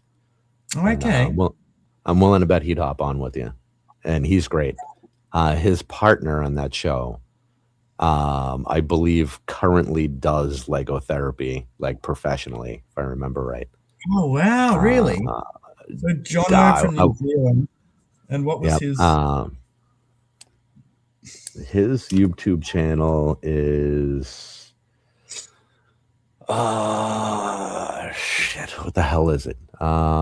It's another one of those things that I feel like is a little too generic to remember ever. Shit, what was it?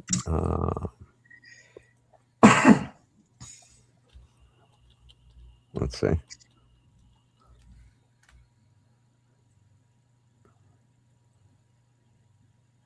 It is something far too similar to the Brickworld show. It's not it's between the bricks, something like that. Fuck, why can't I remember? I'm going to find it. Grab Life by the Bricks. That's what it is. That's awesome. Yeah. I love that. Yeah. Yeah, right, really good guy. Yeah. That's so cool. Yeah. Yeah, he had his own podcast going for quite a while, and all of his guests on that show were Lego Masters or Lego Masters contestants. Oh wow! I don't know what happened to the show though. I don't know if he just ran out of people or ran out of time, or maybe he actually got a job or something, which would be unfortunate for him. Yeah. So you mustn't be too far off midnight there, buddy. Do you have a resolution for 2026, mate? Oh shit, yeah, that's actually a good call. I'm gonna have to wrap in a couple minutes. No, I don't ever have resolutions. As a rule, I start things the moment I think of something. I start it right away. I crash and burn and go out in a blaze of glory. Such is life, though, right? Yeah. That's fairly new. That's basically just since the start of Brick Dynasty. Prior to that, I would just live my life on a treadmill and not act at all for fear of like jail or the military or something. But yeah, now no resolutions for me.